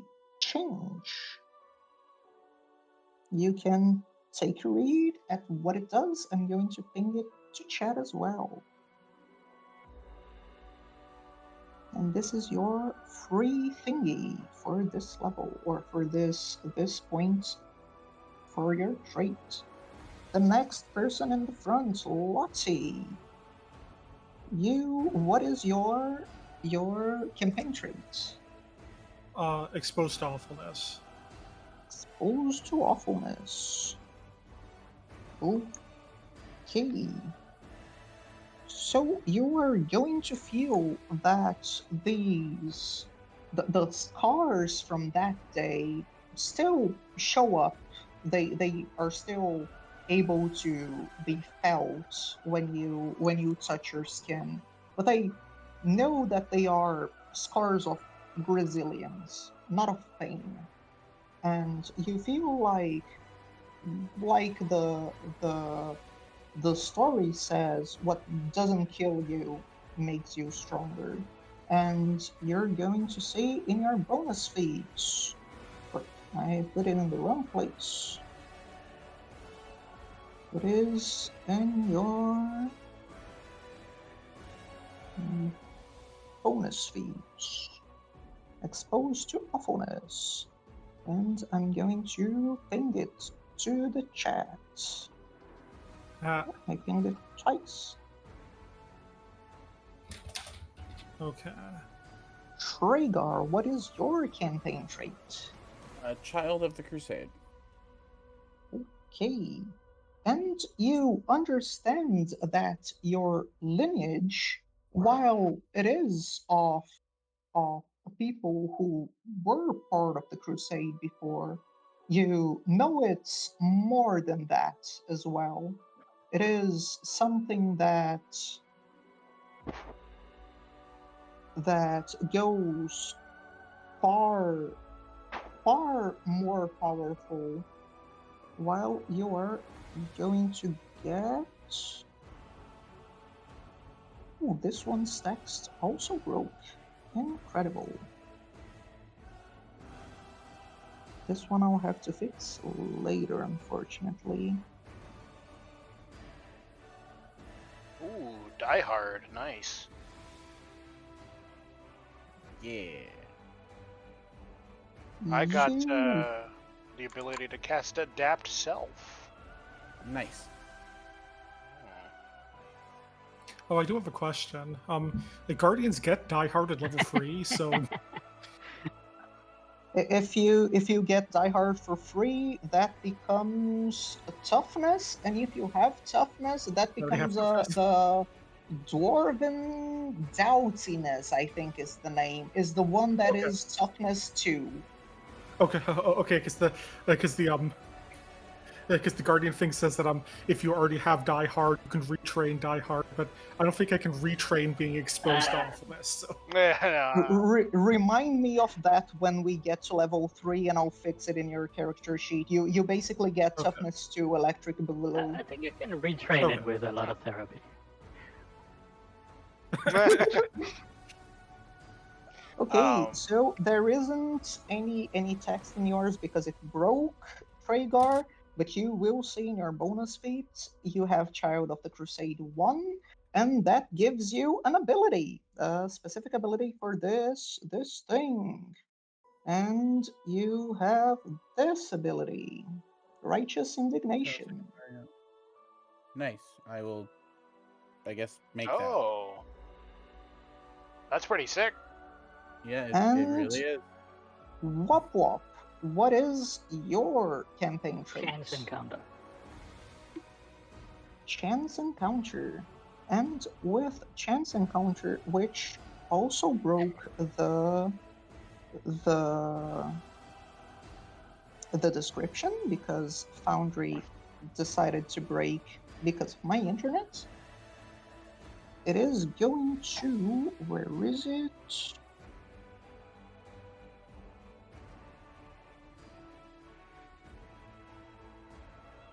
Where is it? There is a thing for that here. I think I can grab the JSON from another place.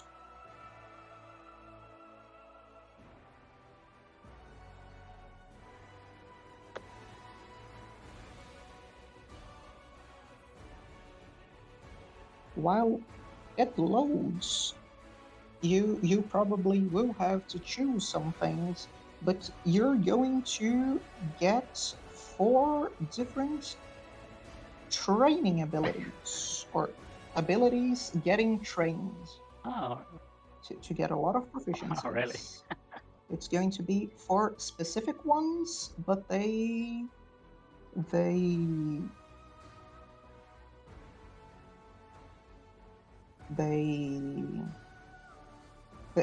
you can train different things if you already have them trained.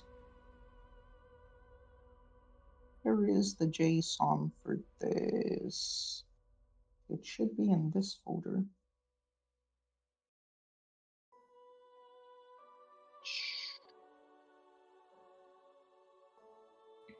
No, this one isn't. Let me get the text then.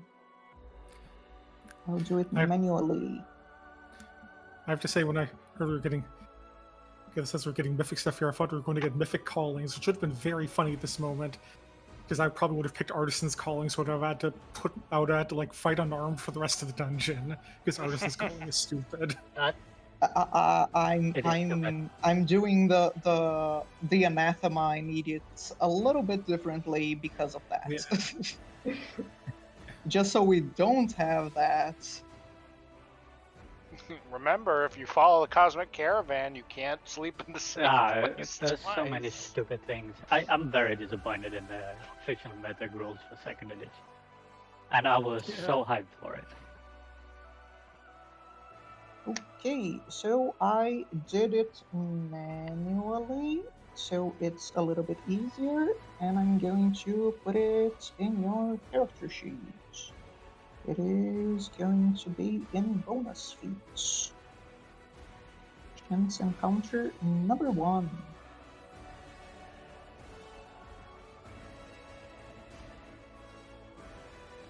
And you get training in acrobatics, deception, stealth, and thievery. Literally the 4 I have. I have 5 in total. I have those Amazing. 4. So you get 4 free trainings. 4 free trainings? Damn. That would not be very useful for me. Alright. That'd be really useful for me. My guy's dumb as rocks. Yeah. I mean, you could put those 4 in performance and be trained a lot. What? How does that work?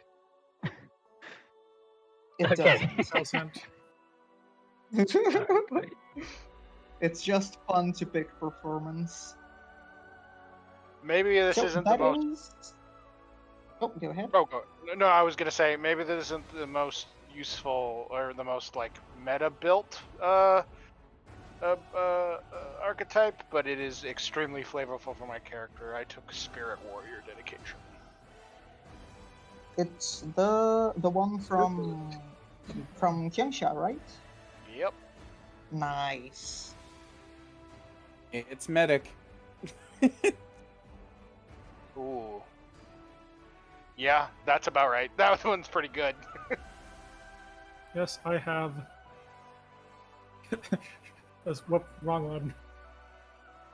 Yep, well, I have the dedication that has the name, yes. Which Oh, really for me nice. means +1 AC. It is I also- the one dedication that for some reason requires 3 of a stat instead Yes. of 2. For a class that most people call the worst, which is just silly. Yeah.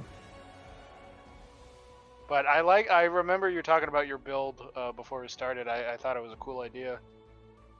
Yeah. Yeah, the plus side is medium armor of the AC of heavy armor. So I have the penalty that heavy armor is normal. It's pretty cool. But I also don't have bulk, so I have reflex saves, so it's still not great. Hey, by the way, do you want the Fanged Club? Because it's pretty good, and it might be better than what you have. Uh, I'll be right back. Let me use the restroom. And which one of us is going to take the Blade of Lariel? While we decide that, I'm going to grab something to drink, and I'll be right back. notably, my current weapon does have the shove trait, which is relative. Fang Club have that? The club Fatal. is no, but it does have Fatal D10 and is a +1 Yeah. club. I'm fine. Okay. Yeah, the shove trait. I did take one shove feat, so kind of want the shove trait. Gotcha. Oh, Wop, what archetype did you Unexpected sharpshooter. go for? Ooh, okay. Imaginable. I mean, I was quite heavily yesterday looking into if I should do like the spell weaver shooter guy, whatever it's called. I was like, but then I can't be unexpected sharpshooter, spell and that's the important part. Yeah. I really wanted to do like a like a Nova character. So I wanted to do Magus dedication to really like get a big hit, but that would require 14 intelligence, and that wouldn't really fit with Dale's whole thing. So I decided not to. Yeah, I've heard it's pretty good for exemplars, but obviously, if stat requirements, there's no point. Yeah. I think this will be fun. The whole my fist becomes a weapon that I can parry with. Also, Yes, and I get the overwhelming combination is cool, but I'm honestly more interested in the level 4 stuff.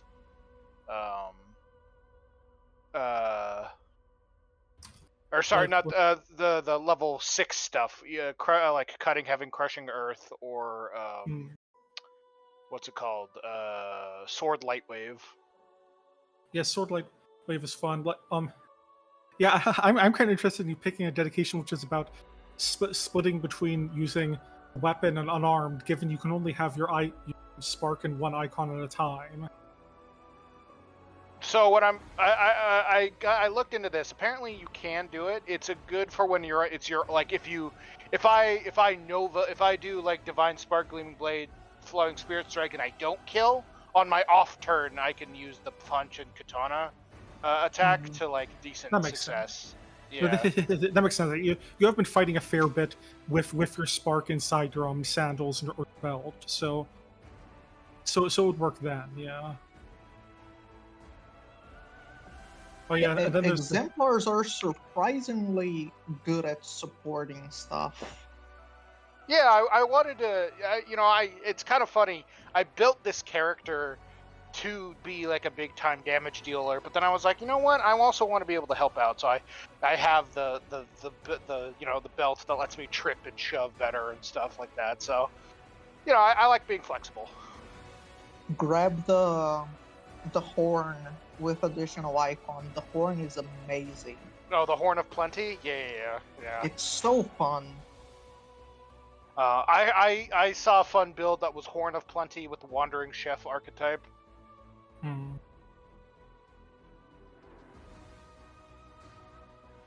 I have a character with Wandering Chef archetype, and the only reason I picked that archetype, so it was so my character could have a cute breakfast waffle with her boyfriend inside of the game every day. That's nice. I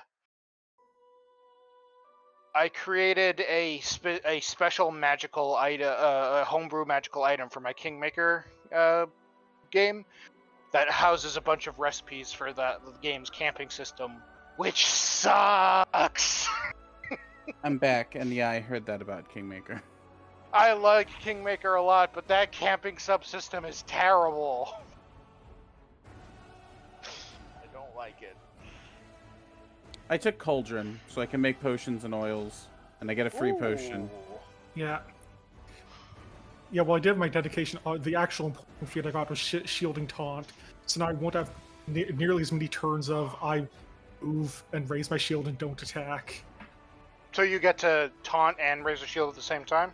Yes. Ooh, neat. I now have an emergency Gatorade.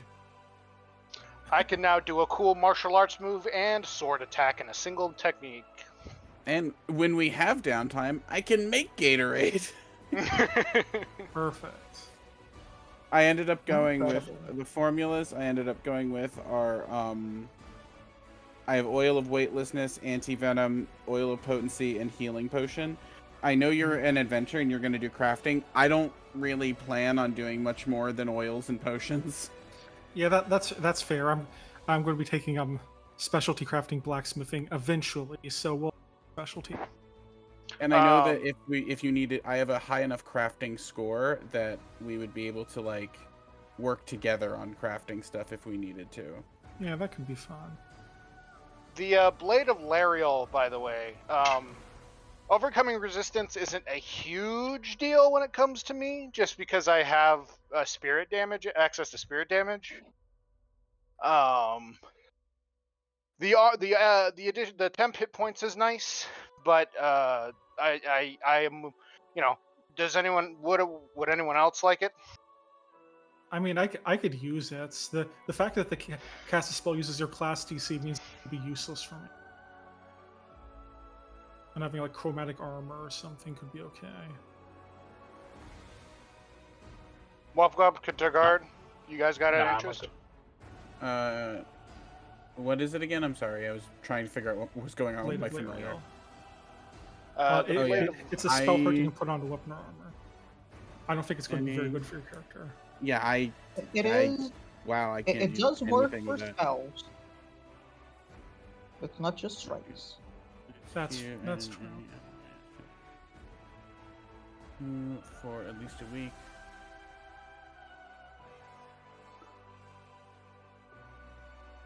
Oh yeah, if you look, even if you just attach it to like a staff, it just says you ignore any resistance, which means your spells do too, right? Yes. Yeah, although you would have to get the benefit by you activating one of the abilities first. Yeah, so, I'd have to activate. Yeah, and the only one action ability is once per 10 minutes. That just makes light and gives you the benefits. Honestly, So I It don't is have like a dark vision. meta magic ignore resistance. One. If no one else is going to use it, I'll use it, and that way it'll let me get around necrotic resistance, preventing my fast healing from going off. But if someone else is going to use it, although I'm not sure how many creatures have void resistance but not instead of void immunity, right? Because like undead are going to be completely immune. Yeah, undead is a problem. I think I'm just going to use it myself since it sounds like it's a strong idea, and getting temp HP could be good. I don't think I have anything else that gives temp HP. I'm fine with it. Okay, so I'll attach it to my armor, obviously. And we can switch it around. What on a long rest or just? How are you? Okay. So if we go into a situation where I absolutely need to like do superb amounts of damage, we can switch it out to me. Yeah, and it also makes sense story-wise because Lottie's armor suddenly has one higher AC, so obviously fixed. That's true. It's true.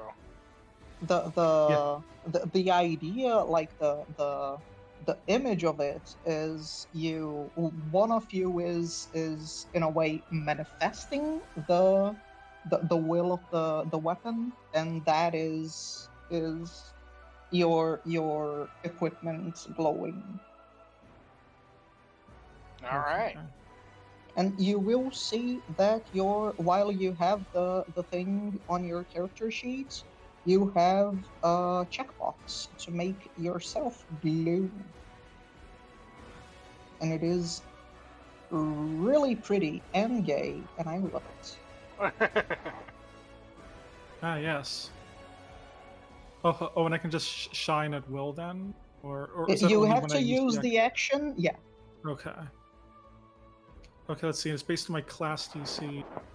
Class DC Guardian. I presume this is Divine. Okay. It doesn't actually say, but it does say it's holy, so whatever. So these are... Yeah, I'll put entries into my sheet so I remember. It should have the divine trait. Now it has the divine trait. I'm up to 32 HP. Hooray. Nice. So, Aha, are we 34. ready for a boss fight? Yep. I think so. We're gonna have to be. I like Wop Wop. Gee. We're all marveling at the great and potent power of the strange divine vision, and Wop Wop stacking like items up in the corner of the room. Just cleaning up. No, You think Neve's just like, well, they've been over there for a long time. when you are able to see the room again, you see as the light has dimmed from the rock, and instead it's Lottie's armor that slightly shimmers and glows. You can see one or other of those light sparks flying through the air and flying outward, while her armor gets a little bit more colorful. And Wop Wop, you who are a little bit further outside are able to see that Neve is unconscious. Oh, he's back to sleeping. That's great. He is. And while you look around, and the others feel or all of you feel that your body's getting a lot better, you will hear from the other room this raspy voice coming. Quick, you imbeciles! Is it also right to say that it's been more than 8 minutes, so that my treat wounds immunity is gone? Yes. I will pass. It hasn't been, but I will pass like an hour. Oh! Are you sure? Because that's just... Yeah, unfortunately the buffs go away. Why did we wait so long? We were asleep. Well, we talked with Neve for a while, I suppose. You were an indeterminate amount of time in the vision. It's been 3 years actually. We've been down here for 3 years. All right, guys, let's get squatted up, or let's get in position and fight a boss. The ledge is 10 feet up. Okay.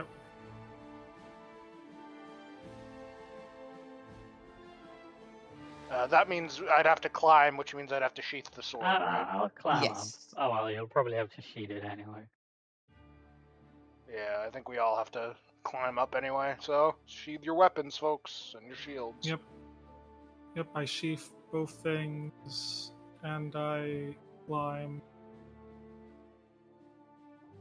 I also climb. Oh yeah. Yep. I do have a- need to know who is going to climb first, because Lottie. initiative will be rolled when the first person gets to the top. Who would be second? I will be second. Are you telling me we're starting initiative Well- at the bottom of this 10-foot hill? I think you'll be like halfway, since you'd be right beside Dale. Yeah, and by So- the way, I do have a climbing kit, so we would have a so it's not going to be hard. Okay. Yeah. So, Lottie, while you climb up, you are able to see further inside of this cave. You see this large hole in the ground from which these small flying creatures sort of low fly around. One of them is carrying a corpse and bringing it up and to the east. It is 20 feet up, actually. No, not 200 feet in height. It's 20. And this guy is 17. And you see this one creature sitting on this stone throne in the middle of all of this. It's clear that its hands and its torso once were human, but now have been changed really far from what they were. It has two long fingers ending in claws, and its face is just an eye with teeth. It has these two hoofed legs and this long tail behind it. It's barely recognizable as one single thing. And while the creature sees you throwing the rope down and looking back, it looks once again to the small creatures. They are already here. Continue the ritual. I'll take care of them. And with that, we roll initiative. For this boss fight, I also have to this is at 10, this is at 15. I also have to explain some small things. This combat is the first one in which we'll have secondary objectives, while the boss fight is against the Agash. The three posits are not exactly part of the budget encounter. They aren't properly meant to be fighting. They are continuing the ritual, and you can focus on the boss and let them do their thing, or you can strike them down to stop the ritual before dealing with the boss. For this combat in specific, just so you understand more or less how I run these sorts of secondary objectives, I did say a while back that we will have an optional encounter in the end of this dungeon. This ritual the creatures are doing is going to summon another boss if it finishes, and the more damage you do to them, or the more you stop them from taking the three bodies they want to take to the other side, that will lower the boss's HP and abilities. So stopping the ritual, at this point, it's just for the optional fight. It will be for mandatory stuff later. So this is just to teach things. So it isn't high stakes in any way. Ooh, all of them rolled really well. Or one of them rolled a 4. It's the one on the left. The one on the left is distracted. And it is going to be the Agash first. You will see all of these weird creatures. They are all in the bestiary. I think it's all fine. It looks fine. So the creature is going to act. And while it is starting to act, let me check reach things. It is going to delay. I have to delay here. It's going to be the first closet. The first closet is the one that has the body, and it's going to continue dragging the body. While it's dragging the body, it has half its speed.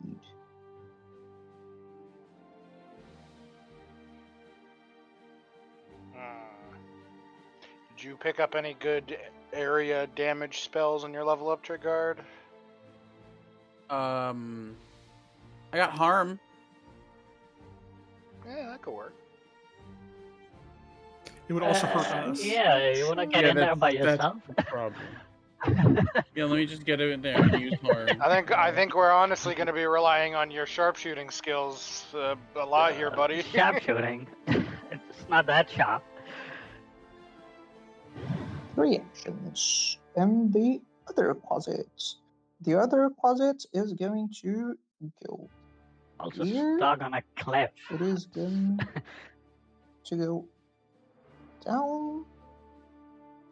It's going to go another bit down. It's going to be 1 action. It's going to grab the corpse, and it's going to go up 15 feet with its, or no, 10 feet with its third action. So it's up to 5 in total. And it has the body. It's Yodale. You are in the middle of the climb. Yeah, I'll use a climb action to move. It's half your speed, Oh, right? it's 5 foot. Oh, you can only climb 5 feet at a time. Unless you critically succeed. Oh, right. It's an athletics check. Yeah. That's right. Yes. I will use a climb action. It is 5 feet, and if your land speed is 40 or higher, that's a crit. You can climb to the top. Oh, we're already 5 feet up, And right? when you climb to the top, yeah, you can get up to 10. No, I don't want to rest for the night. There we go. All right. That's 1 action. You can also change the song while you do that. Second action, it is in my sandals, so whee! I am in range of this closet. No, my foundry got out of sync again. I'm F5. Oh, you don't have any weapon out. Yeah. I don't But need one. his fist is now 1d6. Yeah. You're right, go punch it. I have gained further power from this magic carp that lives in my sword. Hiya! Really like the idea of some medieval farm boy suddenly pulling off Eastern martial arts moves out of nowhere. That's just a very funny idea. You are in range. Yes. All right, let's try my new hit. Whata! Okay. And whata! 6 damage. 6 damage. You are going to see the creature takes the blow. You hit it. It almost drops the corpse, but it manages to grab it again before it falls. That's all my actions. Okay. So, what? It's your turn. I will climb up. And I will take out my gun. This guy is a little too far away, but I think I have to do it anyway. How many range increments? 20 feet. Alright. It's fine. I miss. I'm gonna do a flat check. Ah, shit. Alright. Well, my gun jams. It's fine. I'll fix it next round. Okay. Lottie will draw her shield. We'll point to the big guy, and she will like stare him in the eye as she bangs her shield, thus taunting him while also raising her shield. And then she will advance forward. 15. I guess I'm going next to Dale in case he gets attacked. Yep. So this guy is now taunted. I have not drawn my weapon yet. That'll have to be next turn. While you two start to enter the room and you grab the creature's attention, this is wrong. Wait a second. This is stairs. It is also difficult terrain. Should be this color. The creature is going to look at you and go, Interloper, you have no idea what it is you're entering in. and it is going to stare at you with its weird, unblinking eye. And while it does that, it is going to try and curse you. You have to do a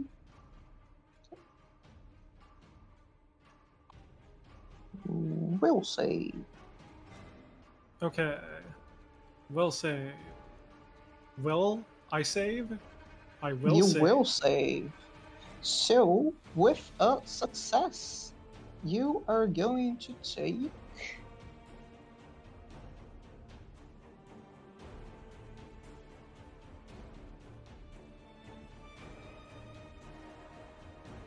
wait a second. Does this work? Oh, this is cool. I merged it with the damage. You take 4 mental damage, and you are frightened 1. Half, right?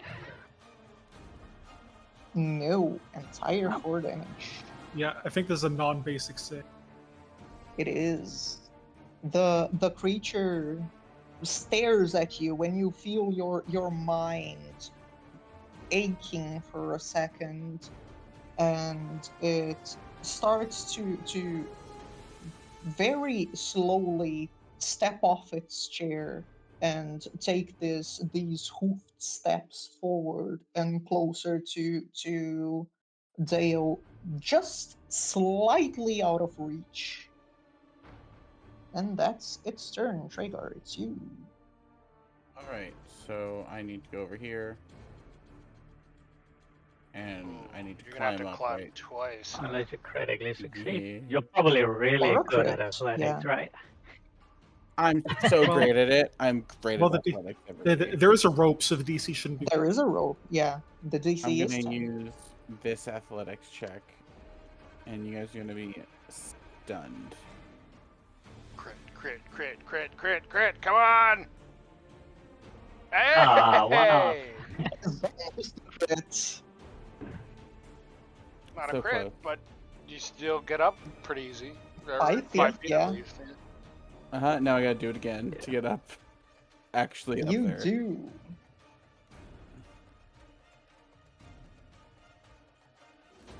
Oh, I'm here pointing that. there we go. Another 19. Nice. Hey. Incredible. Treygar is the best at climbing, clearly. I'm so This good is at how- climbing. This is how he always does in gym class. And you have a third act. What? No. No, I had to move. I had to walk up to the cliff. Oh, Real- yeah. Yeah, I was That's- way back. I that's was really way the sad. fuck Way back back, there. classic.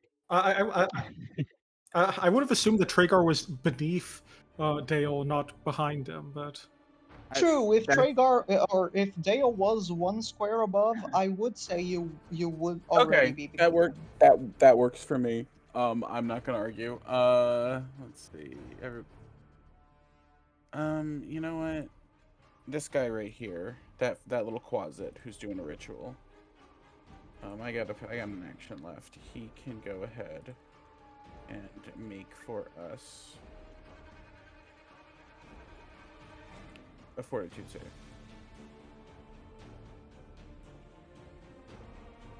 Fortitude save. Quasit, go! It's a failure! Yeah. Ooh, it's the first time we dealt more than 2 damage. Yeah. And then Level we'll give, 2, boys. Lottie can go ahead and have the fast healing, and this closet can also be. Actually, no. Hold on. My familiar's underneath my token, so let's see. That's 30 feet. That's 25. They're not. I think I'm not close it's enough to give them. because super they height. aren't at 10 feet of height. Now they. I love that Yeah, your familiar is upside down. Yeah. Eventually, I'll draw the familiar, but that's just a magic card. It's really funny. To me, they're always upside down. They just float like that. It's perplexing. That's why it can give you stupefied. Unfortunately, it Yeah. can't right now because they're 5 feet too far away. So that's my turn. Okay, so it's going to be the last closet. The last closet is going to do the thing the closets are trying to do. It's going to come here. It's going to go down to -5. If I type -5, it lowers 5. It's going to take one of the corpses, and it is going to rise the 15 feet it can.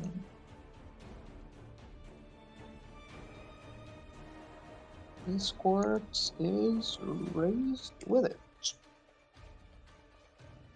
And it's out of the hole. So it is going to be the first closet again. The first closet is going to be doing its thing. And it is going to deposit the body.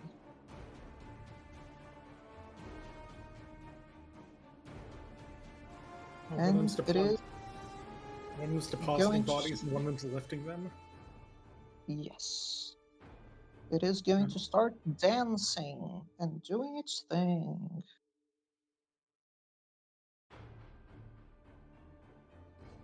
So that is its turn. It's doing ritual stuff.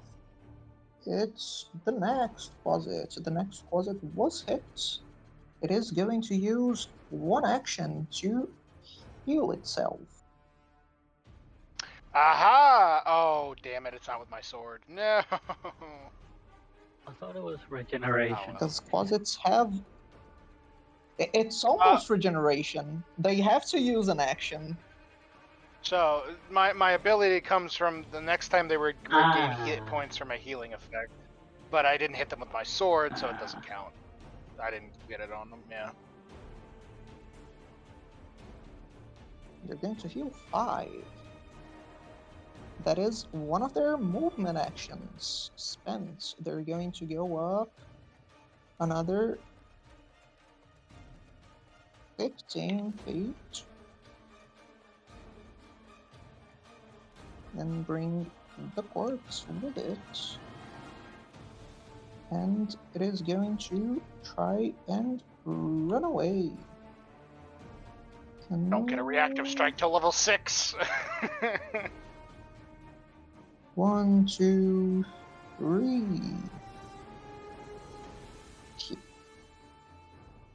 It's... Yeah, 30. Correct. So, Dale, it is you.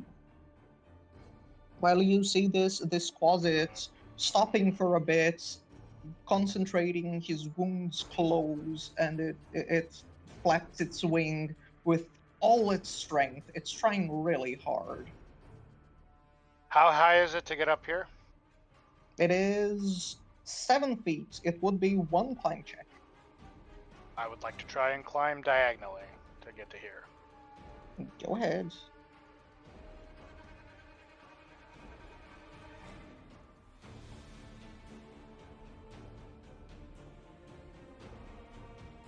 That is a success. You are able to climb. Yeah. Oh. Put you in the right height. No. Yeah. Oh, well, I'm in a bit of a sticky situation, but I get the feeling if I don't stop you, this is gonna turn out real bad. I will. Okay, one action. The Yagash is going to look at you and say, Yes, focus on the little ones. I can kill you faster. Oh, shush up, Mr. Abba. Oh, gosh, you look, I mean, you might be handsome for fellas of your persuasion. I'm not really sure. I will draw my katana. Yeah, let's do this. I will switch my Divine Spark to Gleaming Blade, and then I will draw my katana. Oh, wait, no. No, oh, okay, you know what? I won't do that. I will instead draw my katana with one hand for my second action, and then use my new overwhelming combination on the closet.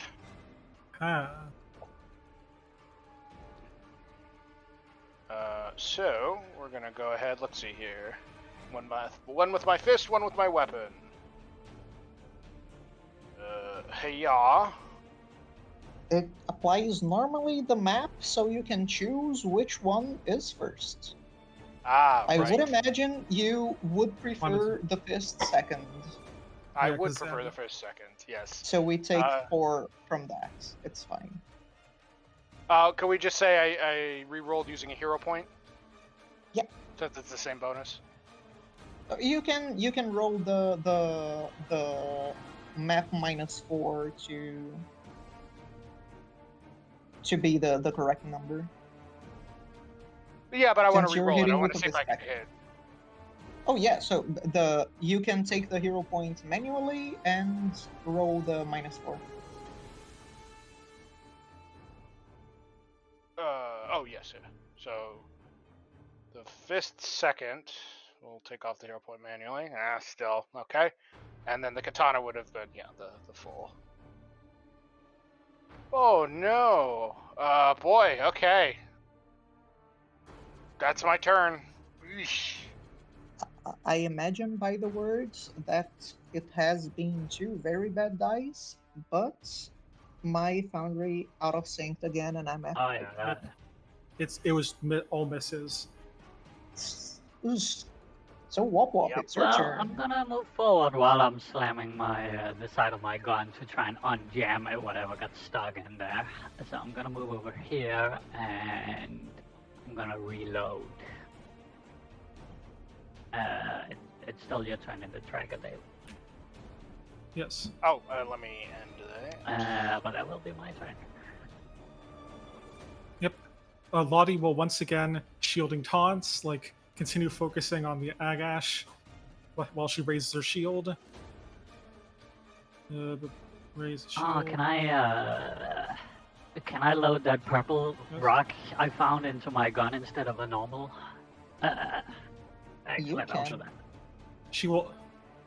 She will move around this pit a bit so that she's within range of that one closet who is lifting a corpse, and then I think actually no, if I'm standing here I might like fall or something. Yeah, so I'll just stand here. That would be proper footing. Oh, okay. Yeah, so she'll just step here, and then she will momentarily channel this like a playground and try to shove this closet while he's picking up this corpse. Pick up this corpse to see if she can make him like drop it. So here's my attempt to shove. That almost stopped on the 1. Yep. So and because of punishing shove, it deals 4 damage, and also I'm going to shove it, I guess, down. So, or maybe backwards if I think that would make it like not have room to carry. I'm going to do a fortitude save for him, since athletics or shove is a fortitude, or against fortitude. I'm going to do a fortitude save to see if he drops the corpse. Okay. It was definitely a failure. The corpse is way down there. Nice. Yep. Yeah, I just realized that as long as I'm damaging people by shoving them, I don't actually need this action to. Now I'm in trouble. Well, the big guy's taunted, so if he does attack you, it'll be at a penalty. And off guard. Yeah, it'll become off. The Agash is going to look at Dale. It is going to look at Lottie. It is going to look at Wop Wop and say, Continue. Continue. It will be easier to kill all of you. and it is going to start to chant. The voice of this creature starts to echo as you feel the cave rumbling. The cave first goes with the, and while this noise gets higher and louder, you see the stones on the ground shaking and starting to go up as the dust from the ground starts swirling around the creature, and it's going to use a sandstorm ability, which is something really annoying. It is going to put a sandstorm here. Here. It is going to...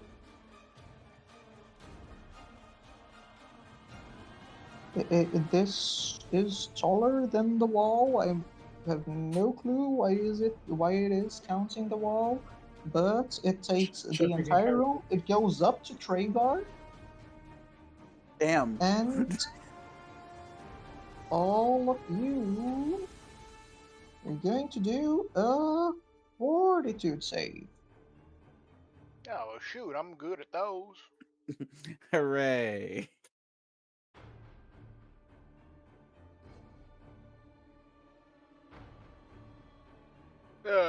I will be re-rolling that. Damn. It's gonna push you back down, Trigger. Oh! It is.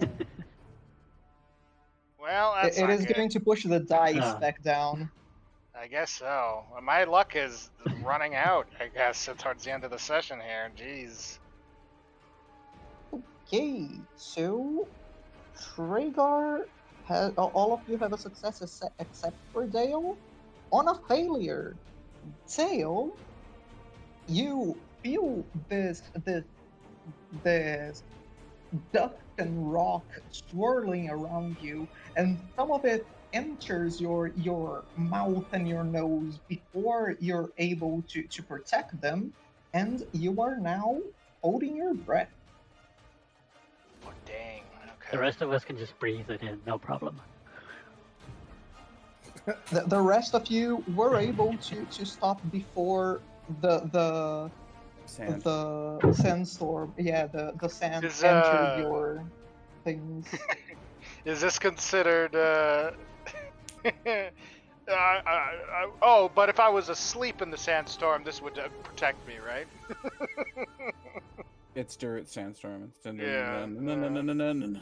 So if you have to hold your breath against this, does that mean the Treygar can't cast spells because you have to do that? Currently only Dale has to hold his breath. Oh, okay. Let's see. But How does all of is that? you- I'm assuming that's the suffocating rule or something. It is, or Okay, not the let's see. suffocating because you aren't suffocating still, but you have your 5 plus your constitutional modifiers turns of breath remaining. If you at the end of each of your turns you lose 1 breath. If you attacked at all in the turn, be it 1 or 3, you lose an additional 1. If you get crit or critically fail a check, you also lose 1. So I have 7 that I can do. Okay. I'm going to add a counter for you. This is the Agash turn. Trigger 2.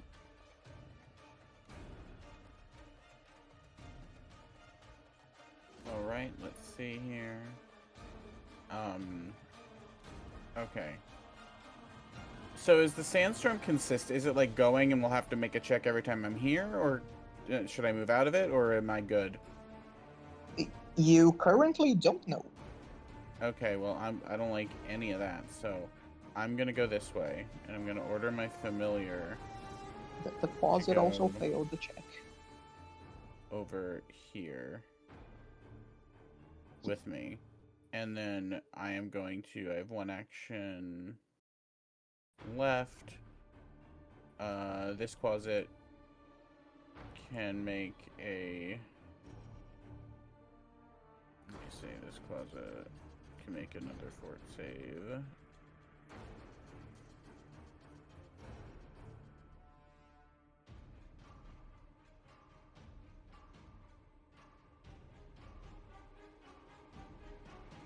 Failure. All right, and then bam. Ooh.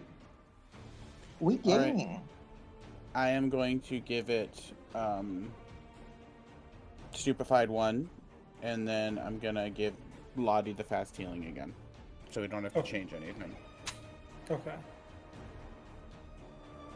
And then that will be my turn. So Dale, can you make that guy up there off guard? Is that a thing you can do? I take that as a yes. Thank you. Perfect. Dale could trip that guy potentially.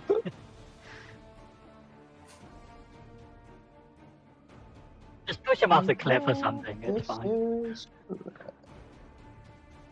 I do have a question. If I pushed him off the cliff, would he land prone? It's If he takes damage, yes. so as long as he doesn't have catfall or something.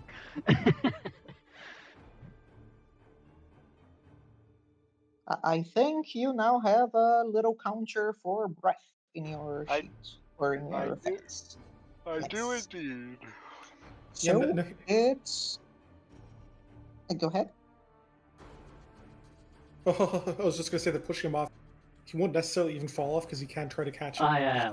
Trip is better. You're right. Also, I can't strategize. I'm currently choking. That's fine. We're strategizing for you. Yeah. also Tragar. Just Yes. to be clear, because Foundry is doing weird things. The sandstorm does go on the black squares as well. It's Okay. not going through walls for some unknown And the hole reason. there Okay. is a wall. It is. It's set as a wall, but it isn't stopping things. I can make it not stop movement as well. That's fine. It really doesn't change what I was doing. I needed to get close enough that I could stupefy them anyway. Okay. So let me. Now it works. So at the end of your turn, as you are in the middle of the sandstorm, you take a damage.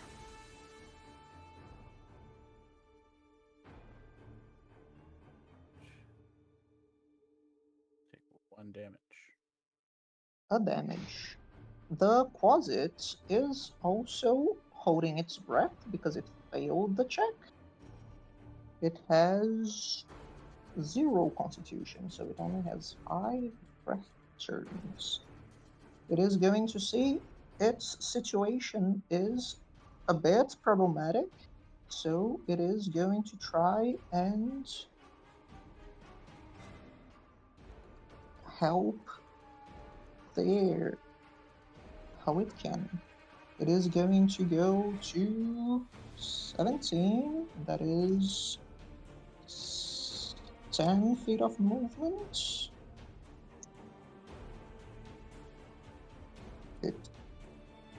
15, 35, he has movement for that. And it is going to try and take you off of its friend tail. Is it We could use going some help. No, it's going to do... no, it's going to do that. Yeah. So it's going to claw you. It misses. It's going to claw you again. It misses. I rolled a 3 and a 4. The first posit is going to spend 3 actions doing ritual stuff. It dances a little bit around the ritual. And that's it for its turn. It's going to be the second posit. The second posit is going to see that Dale is a bit preoccupied with other things, and it critically succeeded the check. So it's going to run away. 15, 32 actions, 35, it drops a corpse. Fine. Man, we are not doing a good job of stopping this virtual. Yeah, The all these creatures cliffs still are- have to do stuff there. All these cliffs are really inconvenient. And you have stopped one of them from entry. Also, he takes damage because he is in the sandstorm.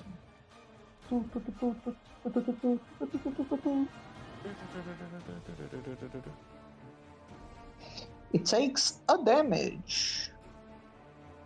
So, Dale, it's your turn. Oh man. Okay, so I lose one if I attack, move. What else? You lose one baseline at the end of your turn. If you do any attacks, whatever number of them, you lose an additional one at the end of your turn. So you go from 7 to 5. And if you get crit or critically fail a check or a saving throw, you also lose one. Trip him and run away. That's the action. I suppose this wouldn't help, would it?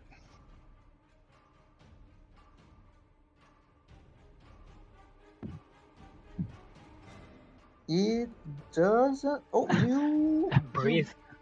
You can be able to breathe water. I will say it works. You're in the environment Oh. of the sand. Interesting. You can breathe sand now. It's flavorful enough. All right, It's yeah. specific Let's enough. do Draw it. the oxygen out of the Activate rock. sand breathing. You just stop breathing. Why is there so many things on me? It is for some. I think some module is conflicting with the one I use to automate stuff, and it's just automating stuff twice. That's all right. So you Well, no longer have to hold your breath. using the spell, I will adapt my body to filter through sand. Oh, I didn't even know I could do that. You guys see like gross like sand like filters on my growing on my neck or whatever. Yeah, and then I will try. Your larynx becomes a vacuum cleaner. Yeah, that's 2 actions. My Those last action filters. will be a trip attempt on the Agash. Okay. Don't have the belt, You got so a lot of hero points, and that's important. Yeah. Oh, Nice. And at the end of your turn, you are still in the sandstorm, and you are going to take a damage 6 times. The source of the damage is the Agash, right? Let me check. But because intercept attack, it is a longer range if the taunted enemy is the source of the damage. And this spell was cast by the Owlcat. So Yeah, but I'm also It 10 isn't feet a up. spell, but it is. It works. I'll say it works. Okay, so I It's intercept the just attack. rock hitting Dale. Yes, so Dale doesn't take the damage. Instead, Lottie, I don't know, swings her shield and deflects the sandstorm into herself. I don't know how this works, but it's physical damage.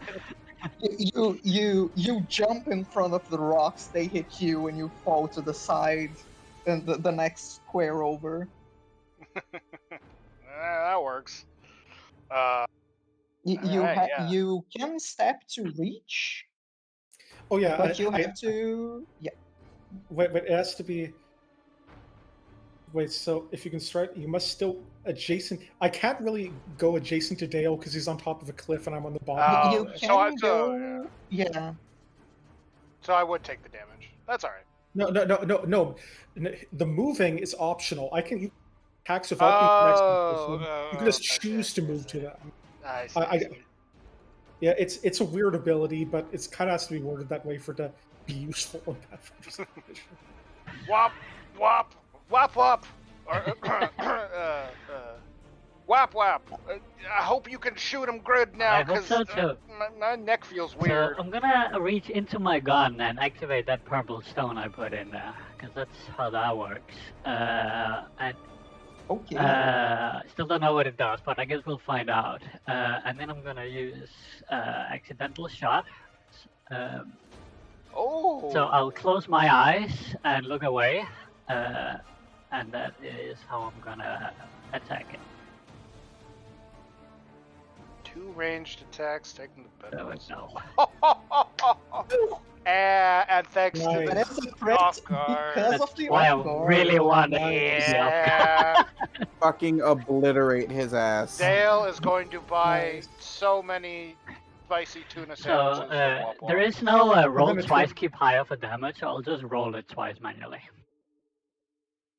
And then it turns out the mystery ammunition was a life shot. Maybe. 24. So 24 plus whatever the ammunition was. Lesser poison. Okay. Yeah, alright. Well, that's gonna do splash damage to me. Well, It And the is. little thing. also do splash damage to the closet. To the closet, yeah. But I don't So get the the closet persistent poison, takes just the target, 1. right? Yes. Okay. And the Agash takes 24, 1 splash damage, and 1 persistent damage, right? 1 persistent poison. So if it's immune to poison, but it is not. It was a wrong D12 that ended up on a 12. It was the one that didn't get doubled. That's why the numbers were not impressive. Oh well, that happens. Hey man. Hey, wait, I have a question. Go ahead. If it's a critical, does the elemental ammunition like double damage, like 2 persistent poison or anything like that, or? Yeah, it does. Take some more damage, yeah. Plus 2 times 1. The splash damage is also doubled. Ow. So it takes an additional damage, the closet takes an additional damage, and Dale takes an additional damage. So look at the interact rules. I know that dropping items are free action, but is detached such that I can climb this wall also free action? Shield doesn't take a free hand in general. It takes a free hand if you want to raise it. What? Oh, okay. Okay, so Well, I have razor shield. If you quote unquote drop it, it is just strapped to your arm, flailing around. Okay, so I'm going to quote unquote climb this cliff. So here's my athletics check to climb. If you climb where you are, you won't be able to get to any available square. You will be on the I'll step beforehand. Okay. And here is my attempt to climb this cliff. It's not faster just to walk around at that point. It is a crit. It's difficult terrain. Yeah, stairs are the biggest enemy. Not as big as a wall to climb. All right. Yeah. So I'm going to be here. So that is 2 actions. Third action. Guess what I'm doing. The last time I ran this combat for the Sunday group, we had a paladin that was sword and board. He had to sheath his weapon, climb, draw his weapon again, and start fighting the enemies. Yes, I'm drawing my. Alright. Okay, so it's going to be the Agash. The Agash is... Also, do we take sandstorm damage? You do. Let me roll separately.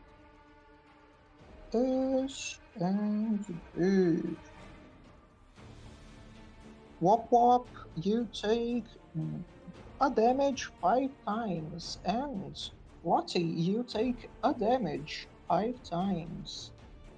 I think you'll find I take a damage 3 times. Nice. Your armor takes 2 rocks for you. Yes. This power armor is definitely good at taking sand. It is. So, the creature is going to see that Tail is good at tripping, but it's going to see that Wop Wop is better at shooting. And it's going to I wasn't even looking. It is. I'm not better at shooting. You aren't. But you are really good while you aren't looking. And it is first going to demoralize you. No way. It speaks common, so it's going to... Ooh, rolls a 20. The creature looks at Wop Wop, and its unblinking eyes start staring at him. The creature barely says anything. It's just the creepy stare that unsettles Wop Wop. And it's going to use its Cursed Gaze ability again. You have to do a will save.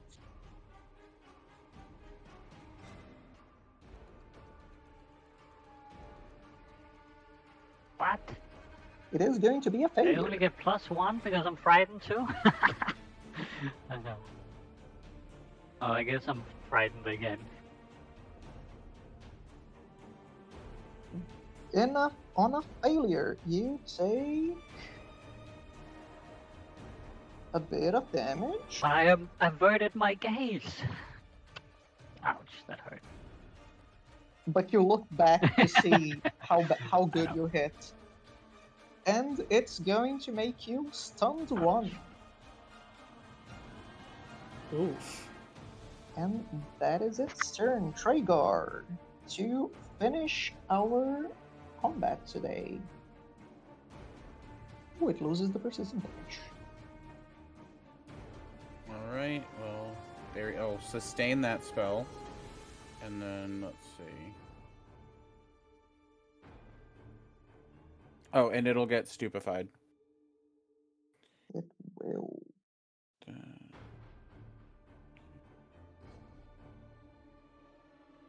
The funny thing of him being stupefied is he has such efficacy at will. He is made to stupefy people, and yet he is stupefied himself.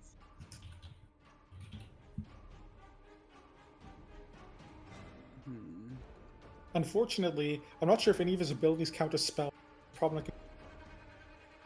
He does have spells. He just doesn't need to use them.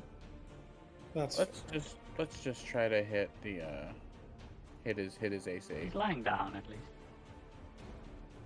Yeah. He's taking yeah, which is a fun. nap. Or let's not Well- at all do that. Let's. Well, Why not? I've got hero points left. It's the end of the Last night. hero point of the session. Nice. Ooh, good That's hero much point. better. There we go. Good roll too, and that's Good roll too. Yeah, No, that's twice a that. screw. He And takes that's my turn. 7 damage twice. Yep. And while you do that, and the closet starts to act, the closet's turn is going to be really quick. It's going to go here. It's going to use one of its abilities to change shape. And it is going to become dog. Become dog. Oh, I thought they were Become going to say. dog. I thought they were going to say it becomes a copy of Dale, and we're going to do the old. Which of It us is would the real really dog? fun. But no, Oh, but it becomes dog. But unfortunately, that trick doesn't really work if you change shape right in front of someone, because they can just remember who is who. Wop Wop might still be confused. Oh yeah, but that's fine. Let me get the dog token. So it's pretty. Now it is dog.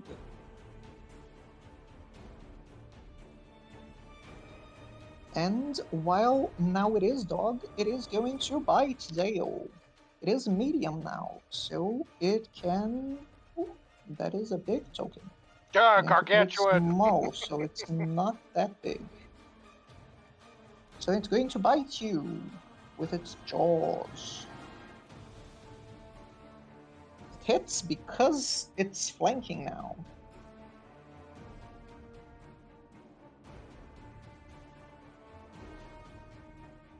For incredible 8 points of damage, and it loses 2 points of 6 points air. of damage.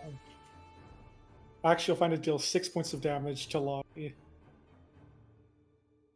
Oh, damn. He likes the taste of rat.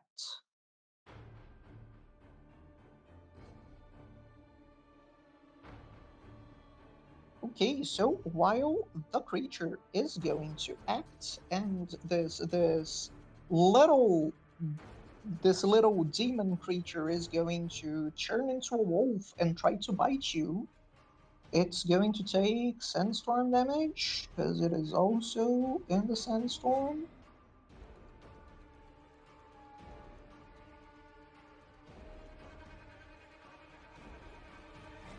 It takes a damage again.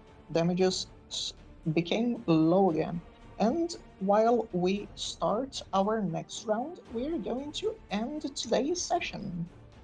As Alright. usual, thank you all for playing, and we'll go to our little feedback corner. And I have to stop